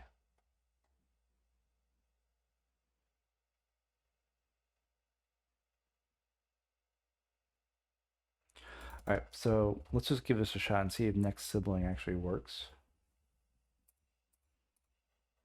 So let's just print out, so let's print out the h2 dot next sibling and see if it returns a pre element.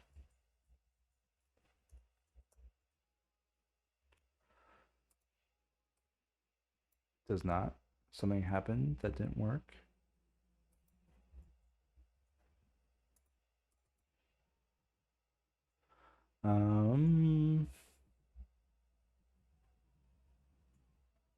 So we're expecting it to, maybe let's take a look at the specific, we'll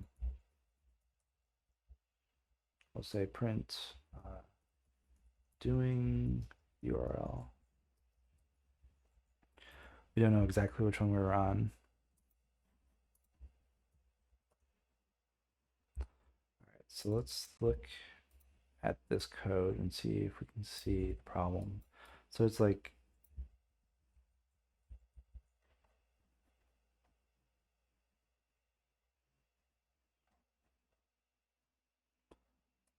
not exactly sure what it's doing. So let's do this. Print, put like lines around it, right? Some low key debugging here.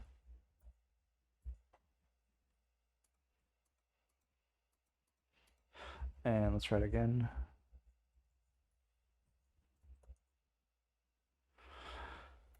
All right, so it's like, I think we're following this problem where the next sibling is actually just blank text.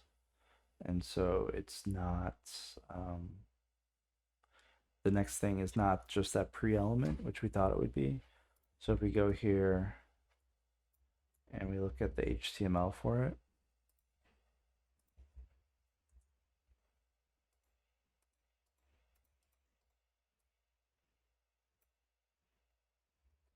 we look for the word transcript.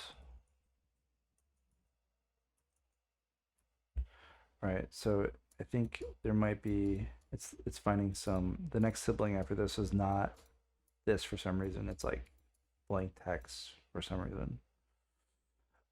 So what we could do is try to do kind of a little bit hackish, but we'll say try to print next sibling dot next sibling. So like 2 after that and see if that finds it.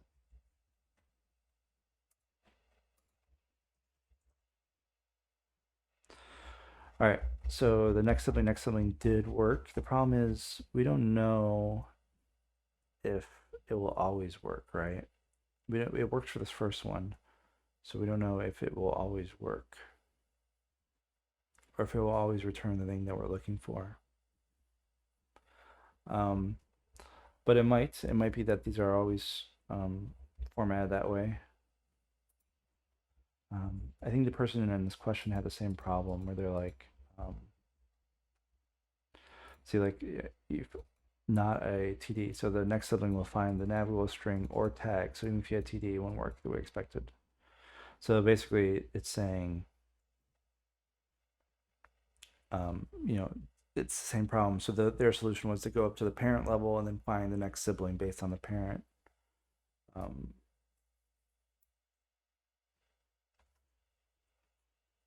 But I don't think that will work in our situation because it's kind of like a huge HTML block of stuff. There's really not like a parent that holds just the thing that we're looking for. So what I would do is try this a few times, right? And let's see if we actually get.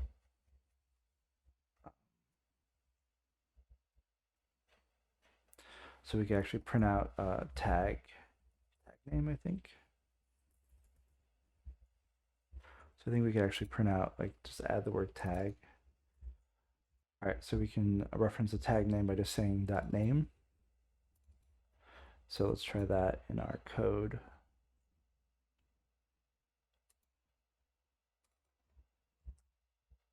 See how this looks. Because right now it's printing out the entire element. It's a little bit much to deal with, right? So there's the pre. So if we took off our breaks and we ran this and we saw this happening repeatedly, let's do like the first episode for all the seasons and let's see if it works.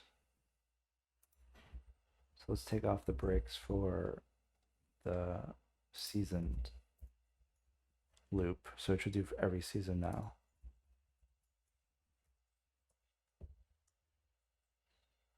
All right.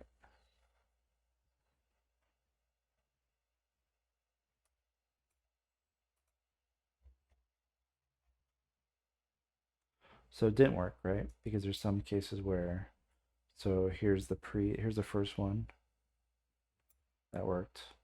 And here's the second one. this next sibling actually did work, right? Is the pre. So this is actually, the first one was the thing that we wanted, and then the second sibling, if we go to the bottom, the second sibling was nothing, wasn't there. So this is not consistent across all of it, right?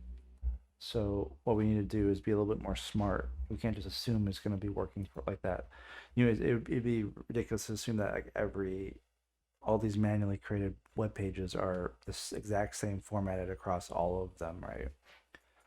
All right, so what we can do is test this though. We can say, all right, we can say if next sibling dot name equals to pre, then pre equals this one, right? We can say else if, sorry, we don't need parentheses in Python. Else if we say, okay, else if next sibling dot next sibling equals to pre, then but we maybe want to be careful, right? Because what if like the next sibling is a different pre that we don't want, is not related. So we might want to add in, leave that by itself, and this be a new if statement. We could say if next sibling name does not equal the pre, and this could be the same part of the same if statement. And the one is pre, then pre will be next sibling dot next sibling. All right, so we can't be sure, so we need to be a little bit careful and do something a little bit more, just a little bit more intelligent as far as like checking for these things. So what we could actually do is check to see if the name of the next sibling is the thing we're looking for, and if it is, then use it. Otherwise, check the next one, and if it is, then use that one, right?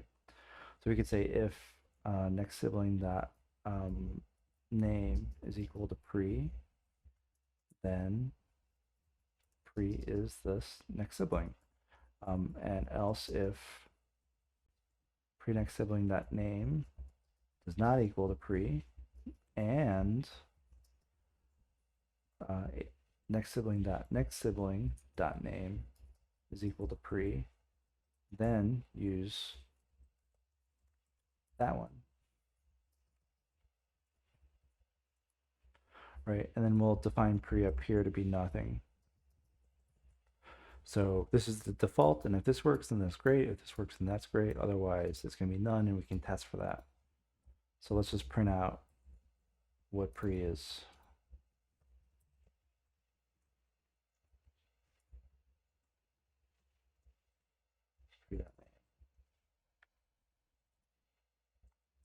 We'll test this here. If pre does not equal none, then print pre.name. Otherwise, print problems, error. Oh no. All right. So, and we'll print the f data for that one.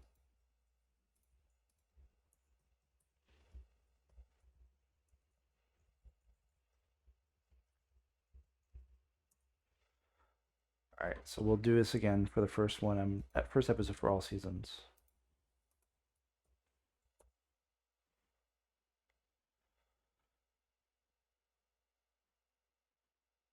All right, so we went through and it, printed the episode it's doing, and then it printed the pre if it found it.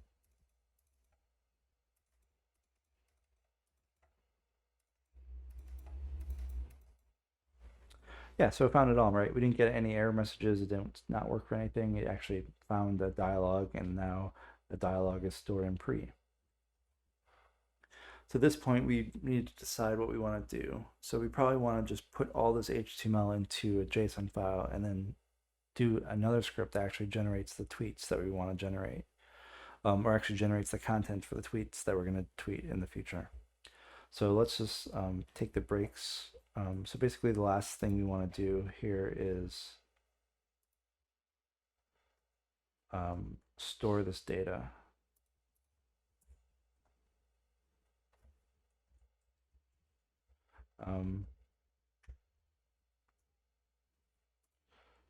So we have our app data, and we have our script HTML, and we just want to store that the pre value, so the HTML in the pre.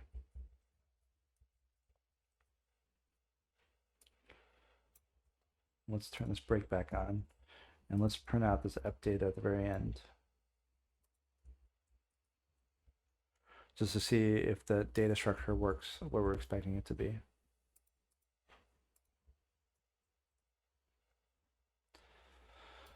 All right, so this did not work, right? We would expect to see a bunch of HTML there. So let's go back.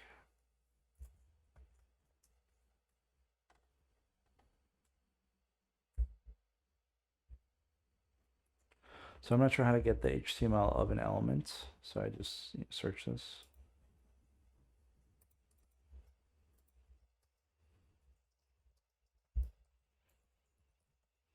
So the HTML, get that HTML from beautiful soup object.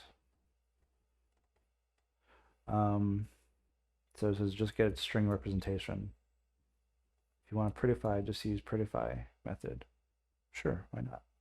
We deserve to have pretty HTML, right? So we're changing our code to not just to be HTML, but to be prettify. So now if we run this, we should see it actually have code here, not none. Great. Frasier's thigh. Perfect. All right, so here's metadata, and then we have the script HTML, and then it stores it as HTML there. So this is not like doing our final part. We're just kind of like a gathering of the data that we want to eventually use, right? So this whole process was just basically a web scraping exercise. And we're still not done, right? Because we still have this HTML to parse, and it's not finished, right? So we will just want to basically make a place to store all this data and do something with it later. So we'll say all data. We'll say all eps equals this. And then once we get down to here, instead of printing it out, let's append it to it, all eps, and take off the breaks for the episodes and the seasons. And then at the very end, we're going to say JSON. We have JSON yet. Oh, we haven't imported JSON yet, so we'll import JSON. And we're going to save this data as JSON in the same directory. So we'll say with open all data, all eps .json for write mode as out JSON dump. We want to dump all episodes into the out file, and we want to indent it. All right. So let's see if this takes a long time. I'll pause, but otherwise we can just watch it go. All right, so there's season 2. So we're getting some problems here, error with this one. So I'm just gonna break it there. And so basically we're gonna kind of see what we ran into, some problems, right? So this problem Zono error was set up to work trigger when we got to the point where the this part. So the pre was not found for these episodes. So just to be exhaustive, right, let's look at this URL and dig into it and see why it's different from the rest of them.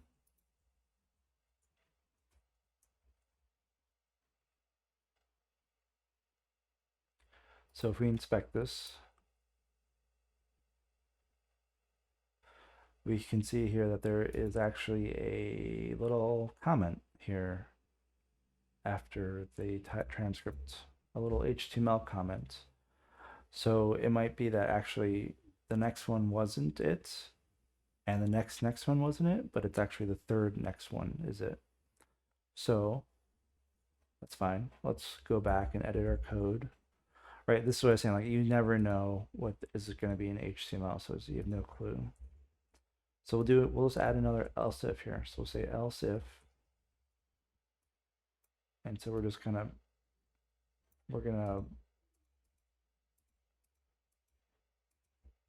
extend this one, right? So else if h1 next sibling does not equal pre, and the next does not equal pre,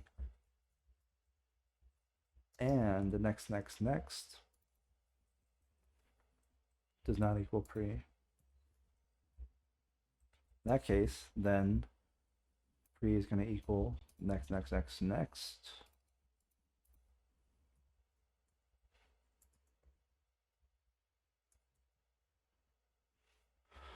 Right? So if the next one is not pre, then and the next one, oh, sorry. So we have this backwards. So the next one does not equal pre, and the next one does not equal pre, but the next does equal pre, then use the next. Right? So hopefully that corrects that one and maybe other ones like it because it's probably a common pattern. So let's run it again.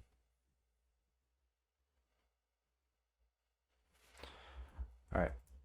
We'll fix one more and then we'll keep going. This is pretty tedious, but all right, this one had problems too with the same. This is a different one too. Hey, error with this one. So this is the different error, catch error that we had. That one was for this one. And so this error happens if h2 does not equals none. So this happens if we couldn't find the transcript title for this one. So let's go grab its URL. Take a look in the web.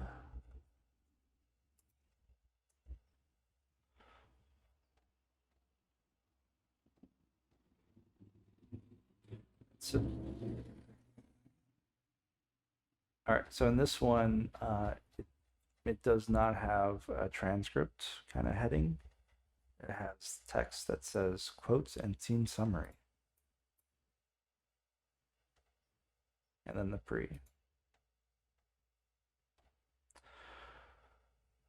So we could test for that, right? You really get into the long tail stuff though, right? Like how many of these do you want to correct as opposed to just kind of keep going with enough data that you have. So we could write a new test here and say if h2 equals none, that means it didn't work. So actually try doing this one. Oops, sorry. If h2 equals none, that didn't work. So actually don't look for transcript. Look for the string, quotes and scene summary. And then if that also doesn't work, because there's some other one, then that one won't work and it will still be none and still error out. But we have an opportunity to save ourselves for that one.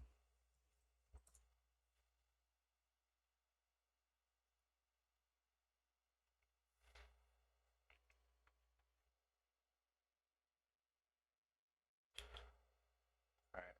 So there's another one. It's probably very something. These other problems are very similar. So it looks like there's a lot of problems in season 9. So I'm sure if you went to these, you would find similar problems. So for example,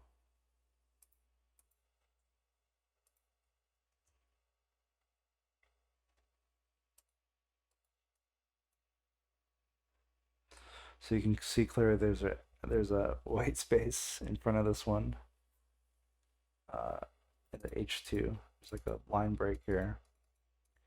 So you'd have to go through each one of these and add those to the regular expression, right? So accommodate the line break, then the word transcript, etc., right? But let's look at the data that we've generated so far. So I'm going to drop this in the text editor.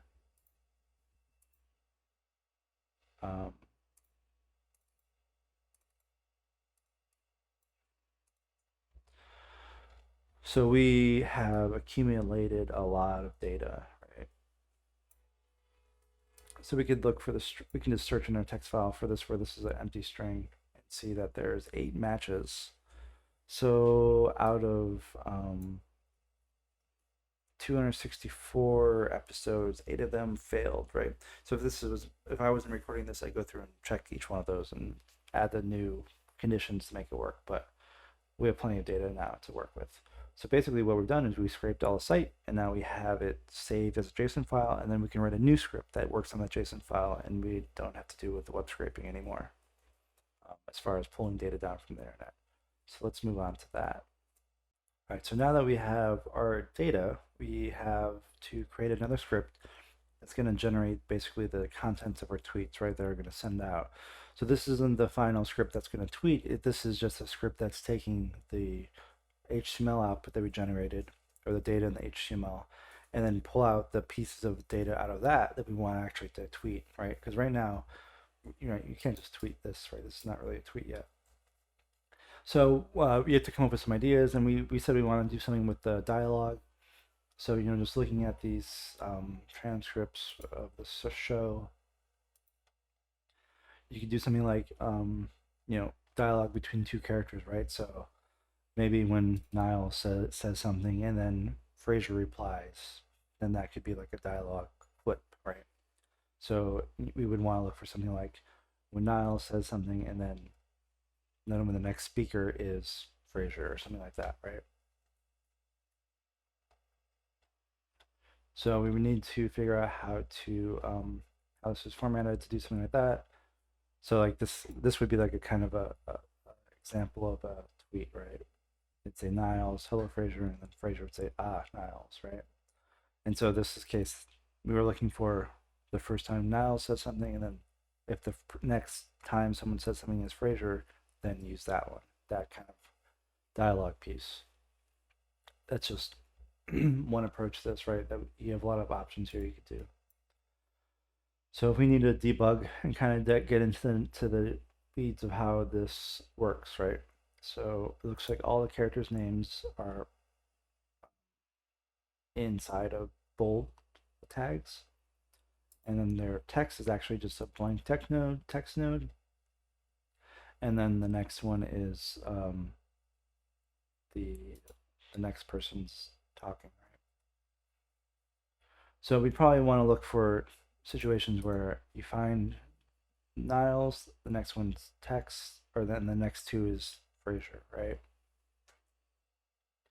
And so we have all of these are just basically children underneath this pre-element. There's not a lot of hierarchy here. Everything is basically flat. And so knowing that, we can basically loop through all of the data one by one, see what it is, and then do something with it, right?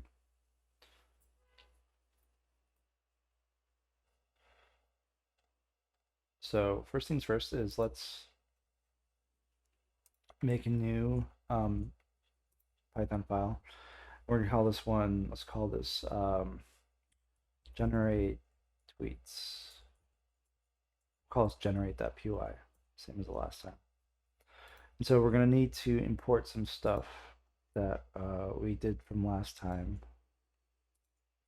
So we don't need requests because we're not talking to the web anymore. We still need Beautiful Soup because we're still dealing with HTML.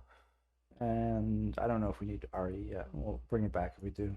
So the first things first, though, is we want to open that file that we worked with. So we're going to say with open. And it's basically a reverse of the last script, right? We're going to say with open. Instead of for write mode, we're going to say read mode. And instead of writing out, we're going to say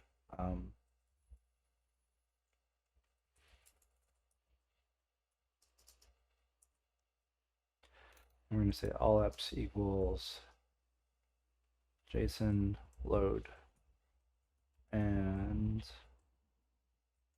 we're just loading from the out pointer, right? So this will open up that JSON file and load it into our file. You can actually do this in one line too, right?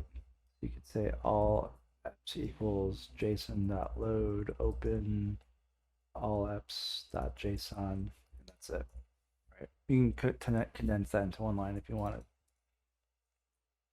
And then we'll say for app in all apps, and then we'll say, let's just print it, see if it works.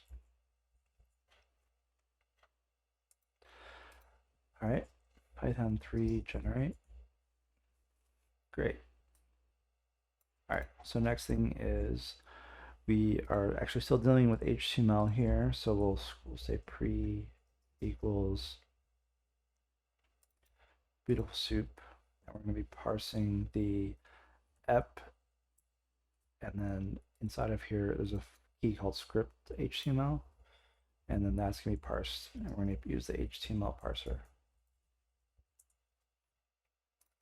So now this is, beautiful soup has parsed the HTML, right? So this wasn't a document we pulled down from the web. This was just a fragment of HTML stored in a JSON file even.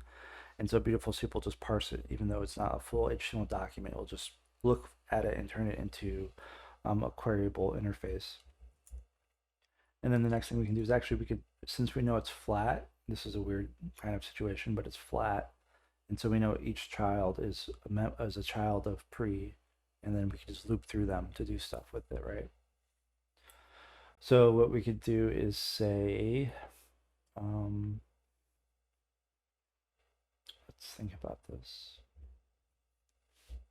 We could say all elements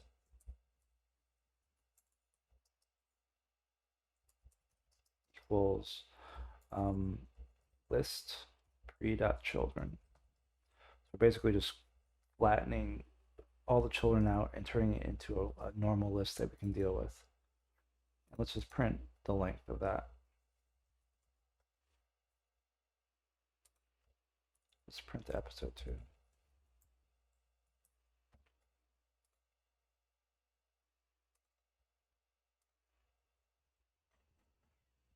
Let's see.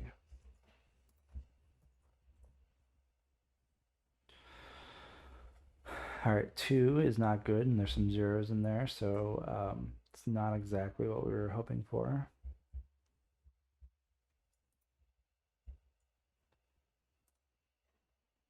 So there should be more than 2, right? There should be like a lot. So let's print, maybe we were a little off on the construction of this pre-element. So let's print the first one.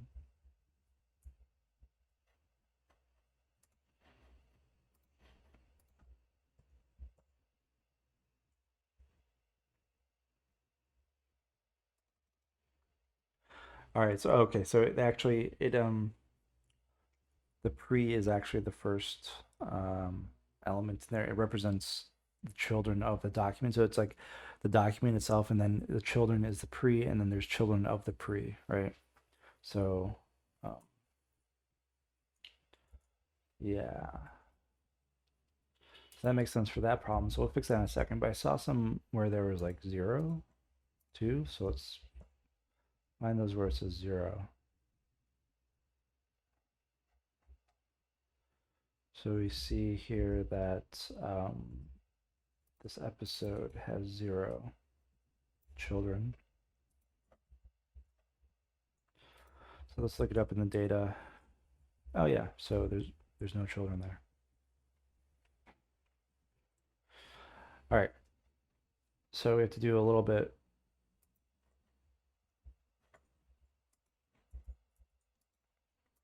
different approach to this. So we'll say pre equals that. So we'll say soup. Let's call it soup.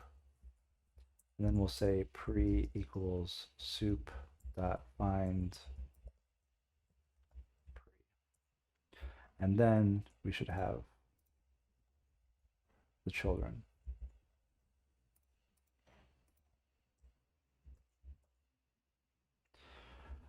Yeah, right? So this is more what we thought. And then it got to here where it says, no, I don't think so. I don't have children for that one. So then we want to make sure that if, say, if pre does not equal none. So these are the cases where I try to parse just basically the empty string that was means we couldn't find them because we didn't correct them from the previous problems. So yeah, right, this looks a lot better. hundreds of dialogue fragments, right? So what we can do now is loop through each one of these and look for what we're specifically looking for. So let's see. So we'll say for dialogue in all elements, print dialogue. Sorry. So I said for dialogue in all elements, print dialogue.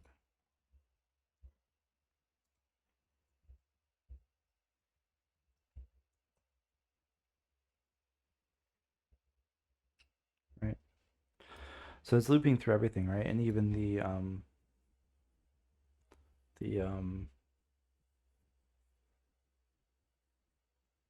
children, or even the sorry, even the blank text nodes, right? So these are like technically children too. But we're looking where there's like a B tag and then Niles.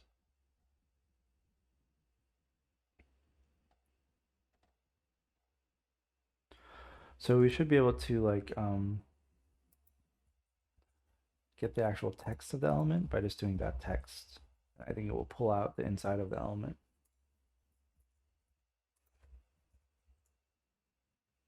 No, it won't. Because we don't want the full thing. We just want the text of the element. So I'm just searching here, get text. Actually, I think that might be it. Got get text. Yes, that's it. Um, Instead of dot text, it's get text, and it's a method built into it. All right, so next, let's see if we can get the text. Navigatable string object. All right, so this is the same problem where some of these aren't elements, so they don't have text, like those navigatable string where it's just basically a block of white text of nothing. Then it doesn't, you can't get the text of that. So we either have to test it or we'd have to search it.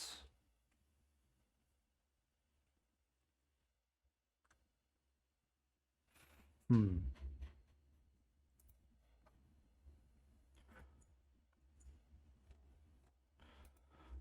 Um, or we could turn it to a string, right? So let's turn it into a string.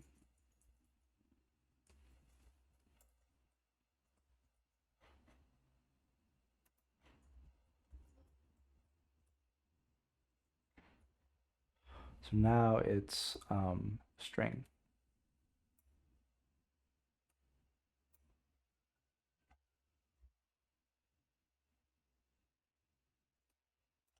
So now we could test the string. We could say if is Niles is in the string, then print out Niles. Print out the dialog string. Right. So we can see all these times where he's speaking.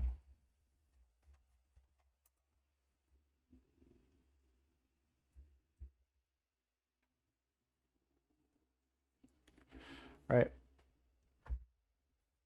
And so if we know that that's where he's speaking, then we could mark that somewhere and kind of remember it and remember kind of the place that it happened, which might be good to know if we want to follow up on the next elements. So we now know every place that this character speaks, right? All right, so now we can kind of pinpoint all the positions where this, or all the occurrences of this character's dialogue. So what we want to do next is actually mark where they happen, right? So we would know like, okay, at child number 30 was this character's dialogue. So then we could look for 31 and 32 to see if the next character is actually responds back. So what we can do is we first need to keep track of all the occurrences of these dialog points, right? So we could make a new counter called dialog counter, make it equal to 0. And then for each iteration of the loop in our dialog, we could say dialog counter equals dialog counter plus 1, so it increases 1 each loop. And then we can make a new variable to store all these. So we could say like Niles positions equals this, an empty list.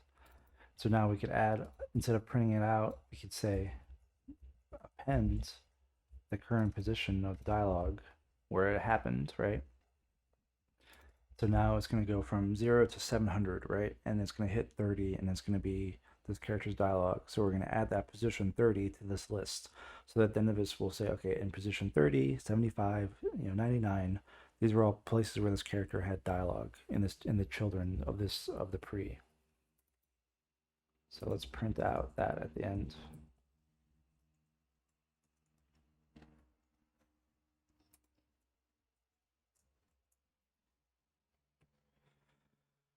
And it's kind of interesting. You see, like when characters have specific number of dialogue lines per episodes, right? So, these are all occurrences of this character's dialogue prompt, right? So then we can assume that the next line is going to be um, their dialogue. So the next sibling could be their dialogue, or it could be the something else, or it could be a couple lines of dialogue or something. But eventually, we're going to get to the next characters, right? The next character is going to be saying something. And we want to kind of capture that, right? So let's like look at this visually.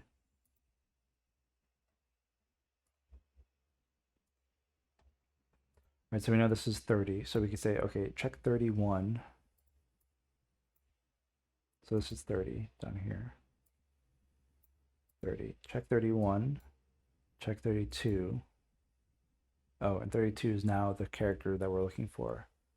So we know that 31 is the dialogue for this character, and then probably 33 is going to be the dialogue for the next character that we want, right? So we need to do a couple if statements here that we could check to see if those positions ahead of the ones that we have logged are actually the next character that we want to talk. And so we could get it. This would probably take up a lot of time because we're going to have a lot of different edge cases, right? And we'd have to find all the edge cases. For the example, let's just go with the case use case where this is our position. This should be dialogue. This should be Frasier, and then this should be the Frasier's dialogue. So those are because there could be like multiple lines here or something, but we're gonna just go with these like one-liner things and see how many of those we can get. So let's go to our code and try this out. So now we have all these Niles positions, right? So we'll say for Nile position in Niles positions. So each one of these is going to be the number, right, of where that occurred. So we would say, okay, if jump 2 ahead, right? So the next one is dialogue. The third one should be the next character. If dialogue are all elements, and then we can say this position plus 2, so 2 ahead, if the character we're looking for is in that, then do something, right? So we're looking for, we're going to do Frasier, right? So if Frasier's in this position, then do something. So let's see if this works. If this is the case, then we should be able to do something like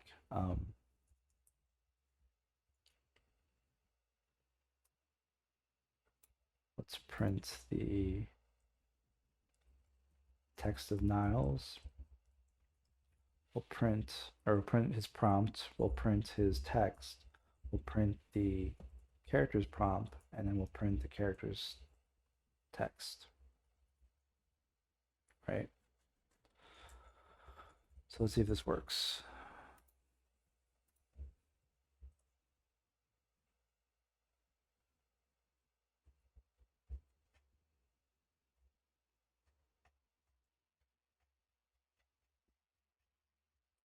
Doesn't seem to be working here.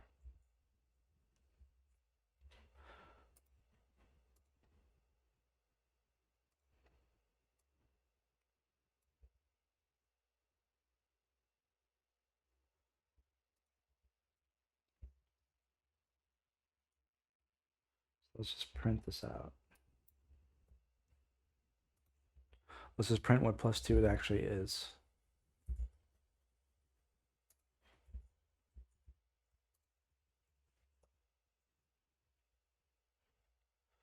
Okay, so yeah, it was working right because we can see it's clearly working here. But the problem is that we're not treating them as we're treating them as basically we're treating them as beautiful soup elements, but we want to treat them as strings, right? So this test was not working because it was looking for a string inside a beautiful soup element. We want to convert it to a string and then check the string against that.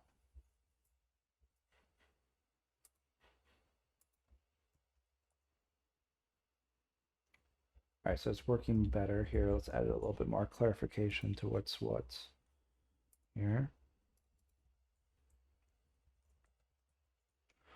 Draw a line here.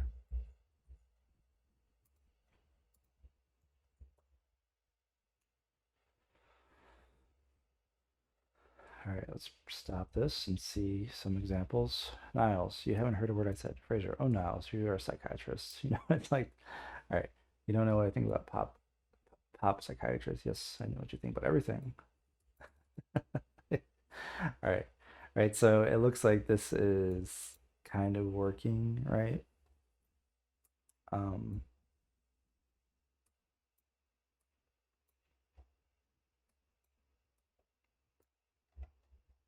you can see that there's some kind of fragments of HTML here. There's some weird kind of like white space stuff going on here. Um,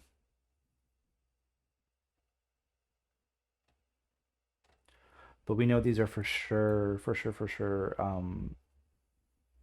HTML elements. So we could actually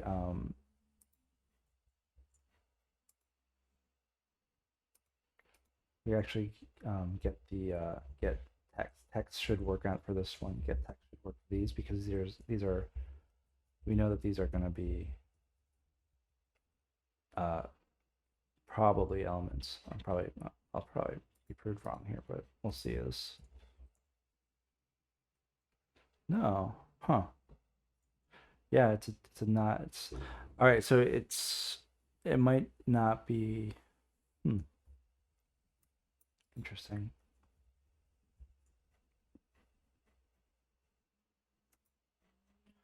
Let's try to prettify it.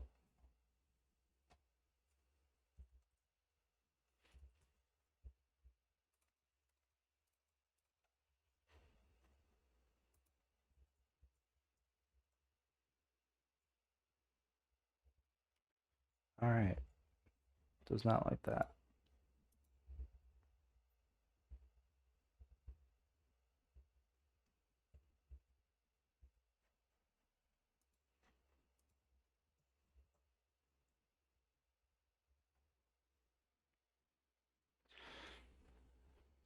Oh, because I think the problem is so that for some of these, like if we look here,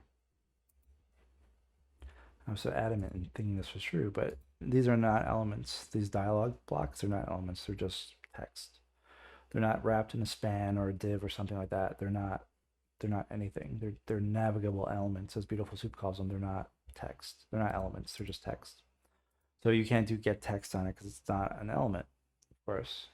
So basically what we need to do is we can still clean this up a little bit because we can still turn it to string. So we could say, okay, so this should be, we know that this, if this is true, this will be hopefully tech, Niles text. We'll just turn this into a string. And this will be Frasier text. This is Frasier's text.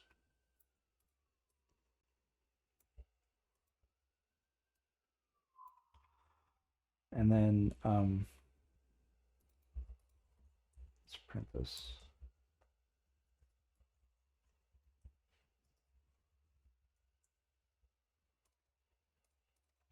Just to see how this looks.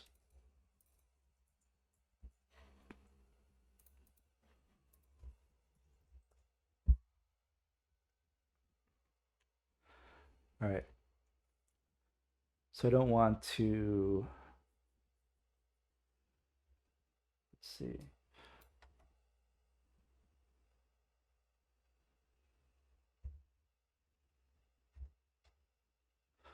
So you see, you have like some problems like this where it's like there's some bracket there that was like cut off for some reason, or continued on to the next one. So it's not this like one liner thing.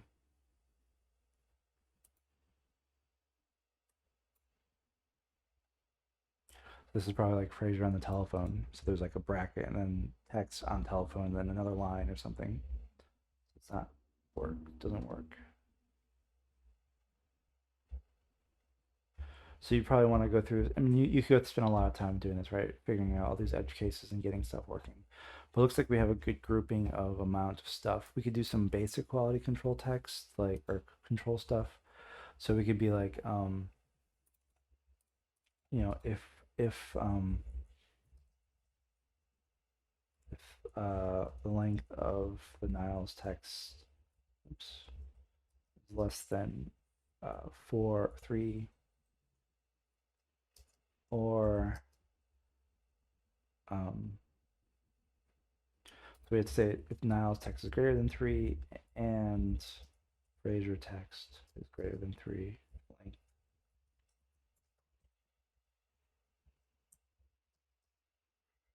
then print it out. So we'll lose some stuff, right? But oh sorry. So I just basically said if the Niles text is greater than 3 and length of the Frasier text is bigger than 3, then print it out. Otherwise, don't, skip it.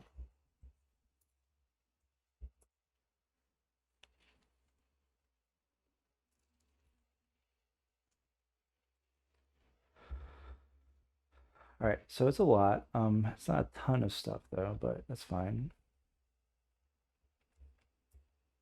You can see that there's still some kind of obvious problems with these white spacing. It's kind of like still, excuse me, still kind of like formatted in a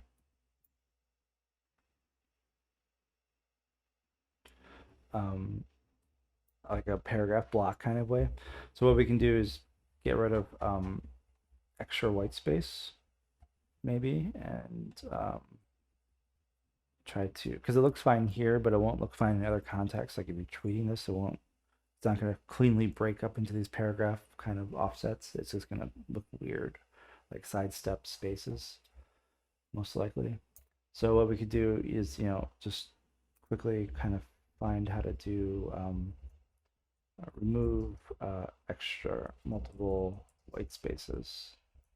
We probably do this with a regular expression. So this is the problem we have, right? There's lots of spaces, and they want to do it like this. So you could use RE, regular expressions, to do it.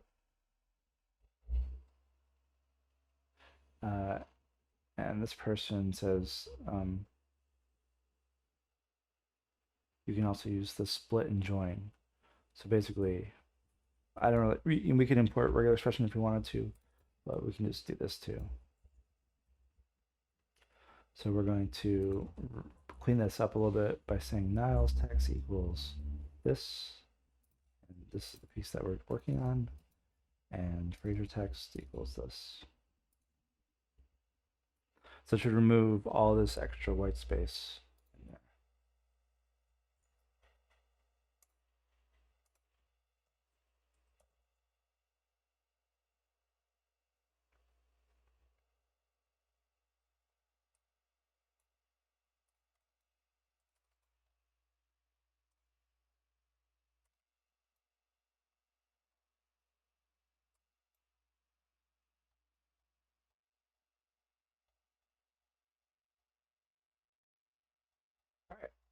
looks pretty good. The last thing we want to do, of course, is get this ready for tweeting out, right? So we want to build a tweet like we did the last time, and then save those for later.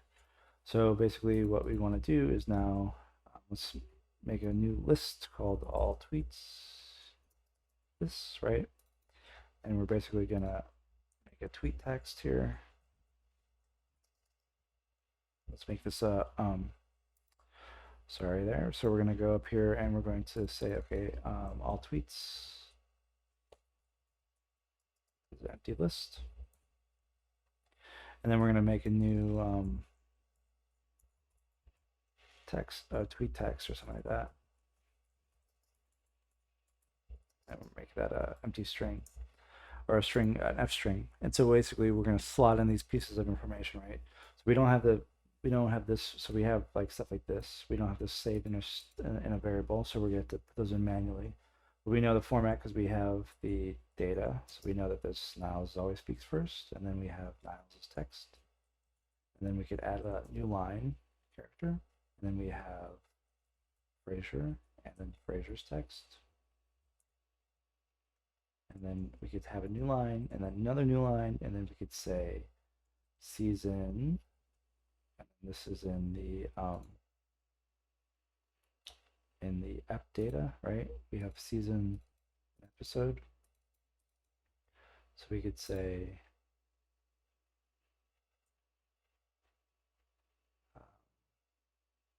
app season.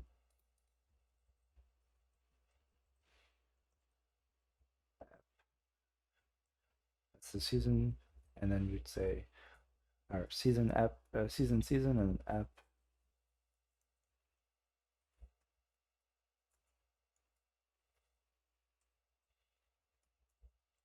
Right, and then we could give a dash there, and then we could put the title too. The title is stored in title.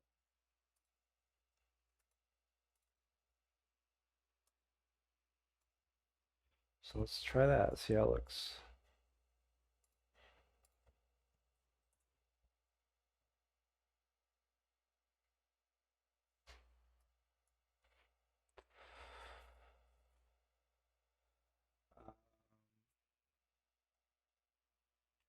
Say sometimes there is a space, but sometimes not. So we probably want to add a space after Frasier's colon.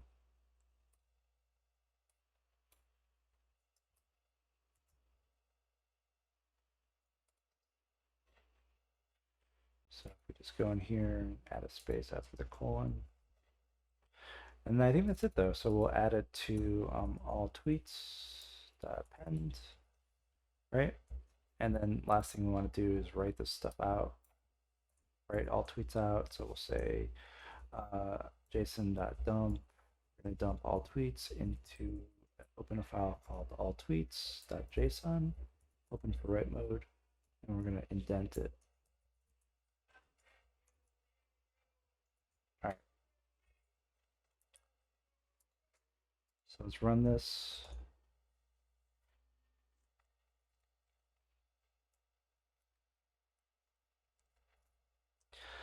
And let's see how many kind of pairs of dialogue we got here.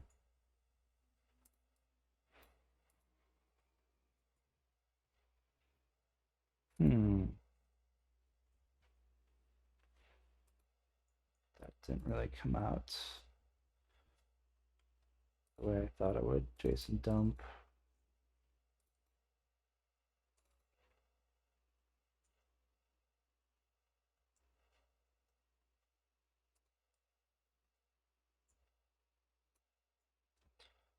Okay, so it's very short for some reason. Not writing the right thing out apparently somewhere. All tweets.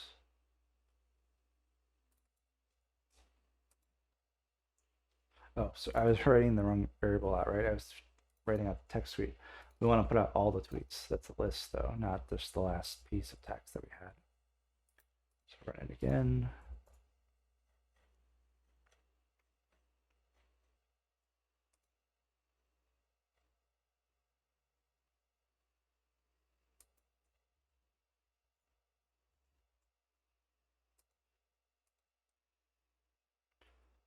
tweets. Here we go. So we have about,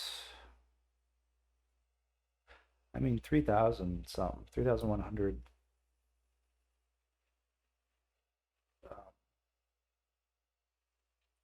pairs of dialogue. So that's a pretty good amount of data, right? So that's enough to do something with a Twitter bot or something like that for now. And so what we have, this is like talking about the preparedness or those like kind of prepared steps, right? So we have now this file called alltweets.json that has 3,000 lines in it. It's only 500 kilobytes long, so it can live inside the package that we're going to put up into at the Lambda, and we could just pick a random line out of this every hour or something and tweet it. So let's try that. Again, you probably wouldn't want to do every hour, but you know what I'm saying. All right, so the last thing we need to do is basically test it locally and then package it up and put it into the Lambda, right? Same as last time. So let's do the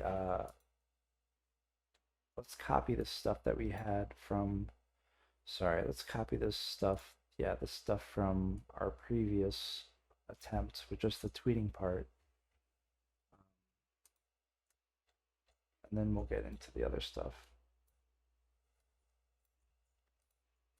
So I'm going to copy this stuff, make a new file. So I'm importing tweetb and JSON, and then we're going to do this part up here where we actually load the data, right? So we're going to save this, and I'm going to call this tweet.py.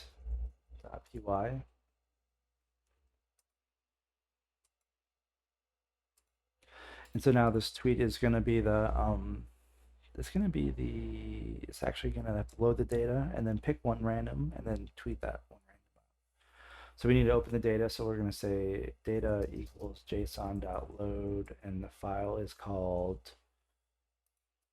alltweets.json.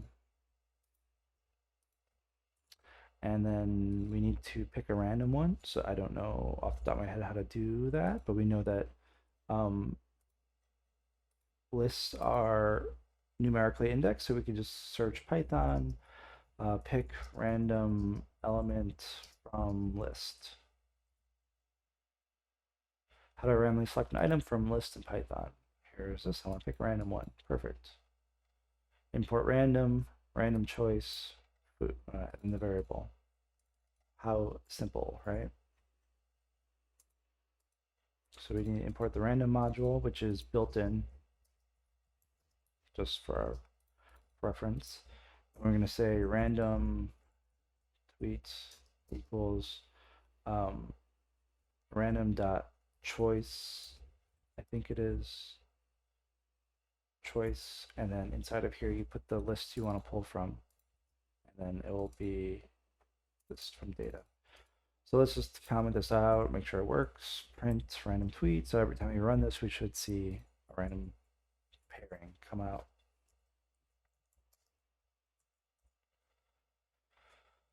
String object has no attribute read online.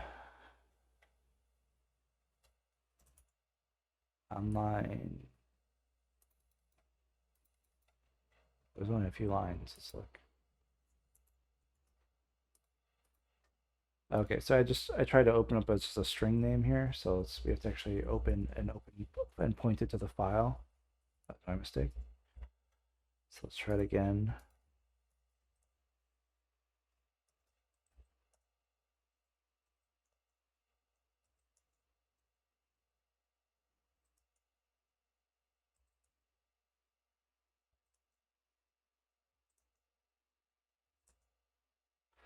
Yeah, right. So it picks a random one, and I'm curious. These look pretty long, though. I'm curious if they're too long, right? Let's go back to our other script, our generate script. And before we, so I went back to our generate script.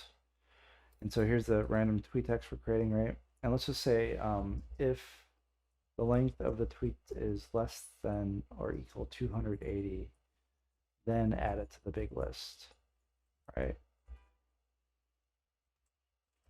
You can print it and then add it to the big list. So we're gonna kind of cut off that problem in the content generation phase where it's not even going to generate the content if it is bigger than it should be, right? So it has to regenerate this really quickly, but we'll save our hassle from actually having to check later. So we'll just know that everything is good, right? So tweets.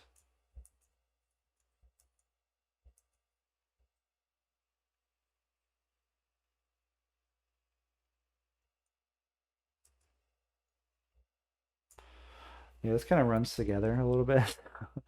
I'm being a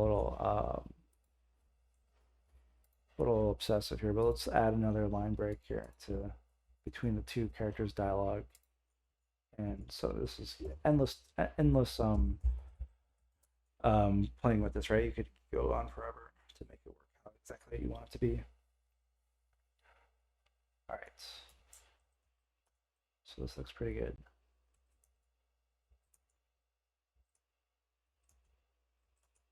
All right, so now we're printing it, right? So let's just add this last piece into it where we actually tweet it instead of printing it, right? So I'm gonna uncomment all that stuff we had from our last bot. And instead of tweeting a string, we're gonna tweet this random tweet variable there. So we're just gonna make sure this works locally.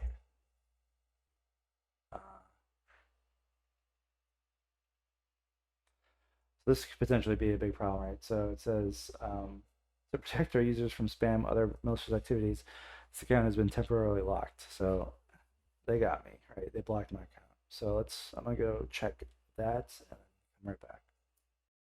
All right, so I'm back. I went to my account and I clicked on a bunch of Google reCAPTCHAs and identified a bunch of fire hydrants. And then they texted me another verification code and I verified that. And so they said they turned the account back on. So I guess it's might be common if you're kind of creating a new bot account where it's just like basically automated tweeting out via the API. You might be like, oh, that's a little suspicious. It doesn't seem like a real person. And then they might block you. So I am supposedly unlocked from the web page. So let's try to run it again and see if I get the same error. No error, right? So let's go back to the web and see if I have a new tweet waiting. Yep. So let's try it again.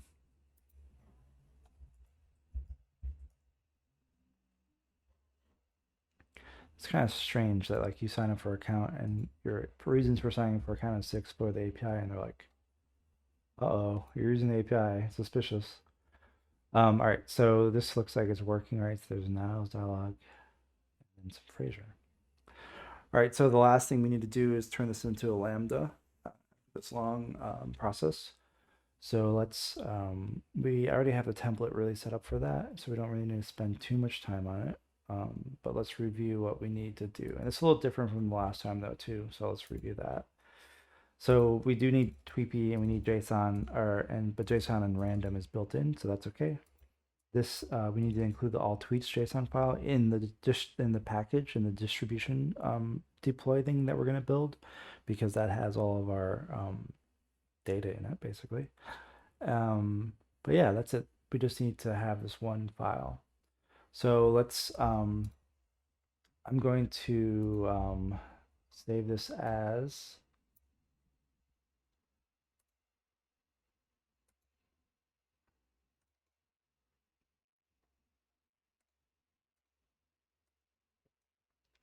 as a file called lambda function. And we're going to remember indent all of this underneath of the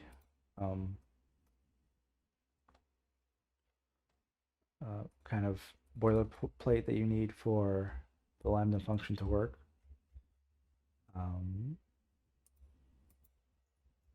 Like that. And then I'm just going to copy the same thing I had from the other bot, which was a return message here, right? It returns this thing here.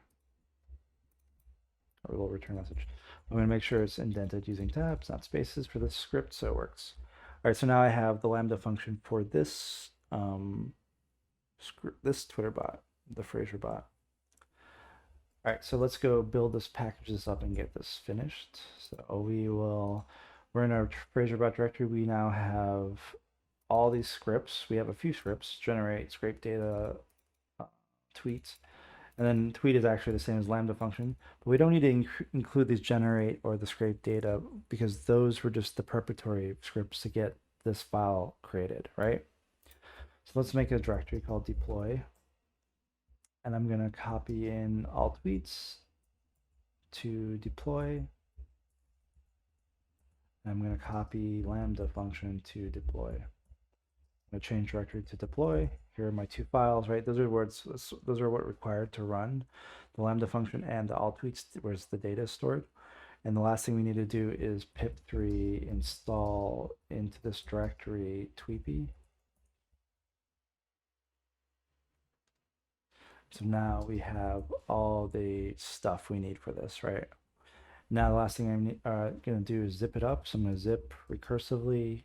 I'm going to put the file one step below called deploy.zip, and I want you to zip everything in this directory. So if I move back one directory, I can see there's my deploy script, right? So let's head over to our AWS instance here and make a new Lambda.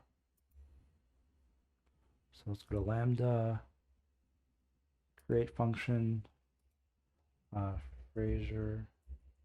Actually, it's more like a Niles bot, let's be honest. Frasier. We're going to pick Python 3.8, create function.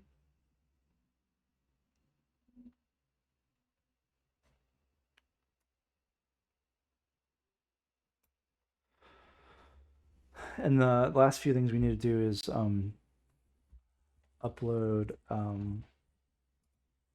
a zip file. I'm going to upload the deploy directory or file we just made.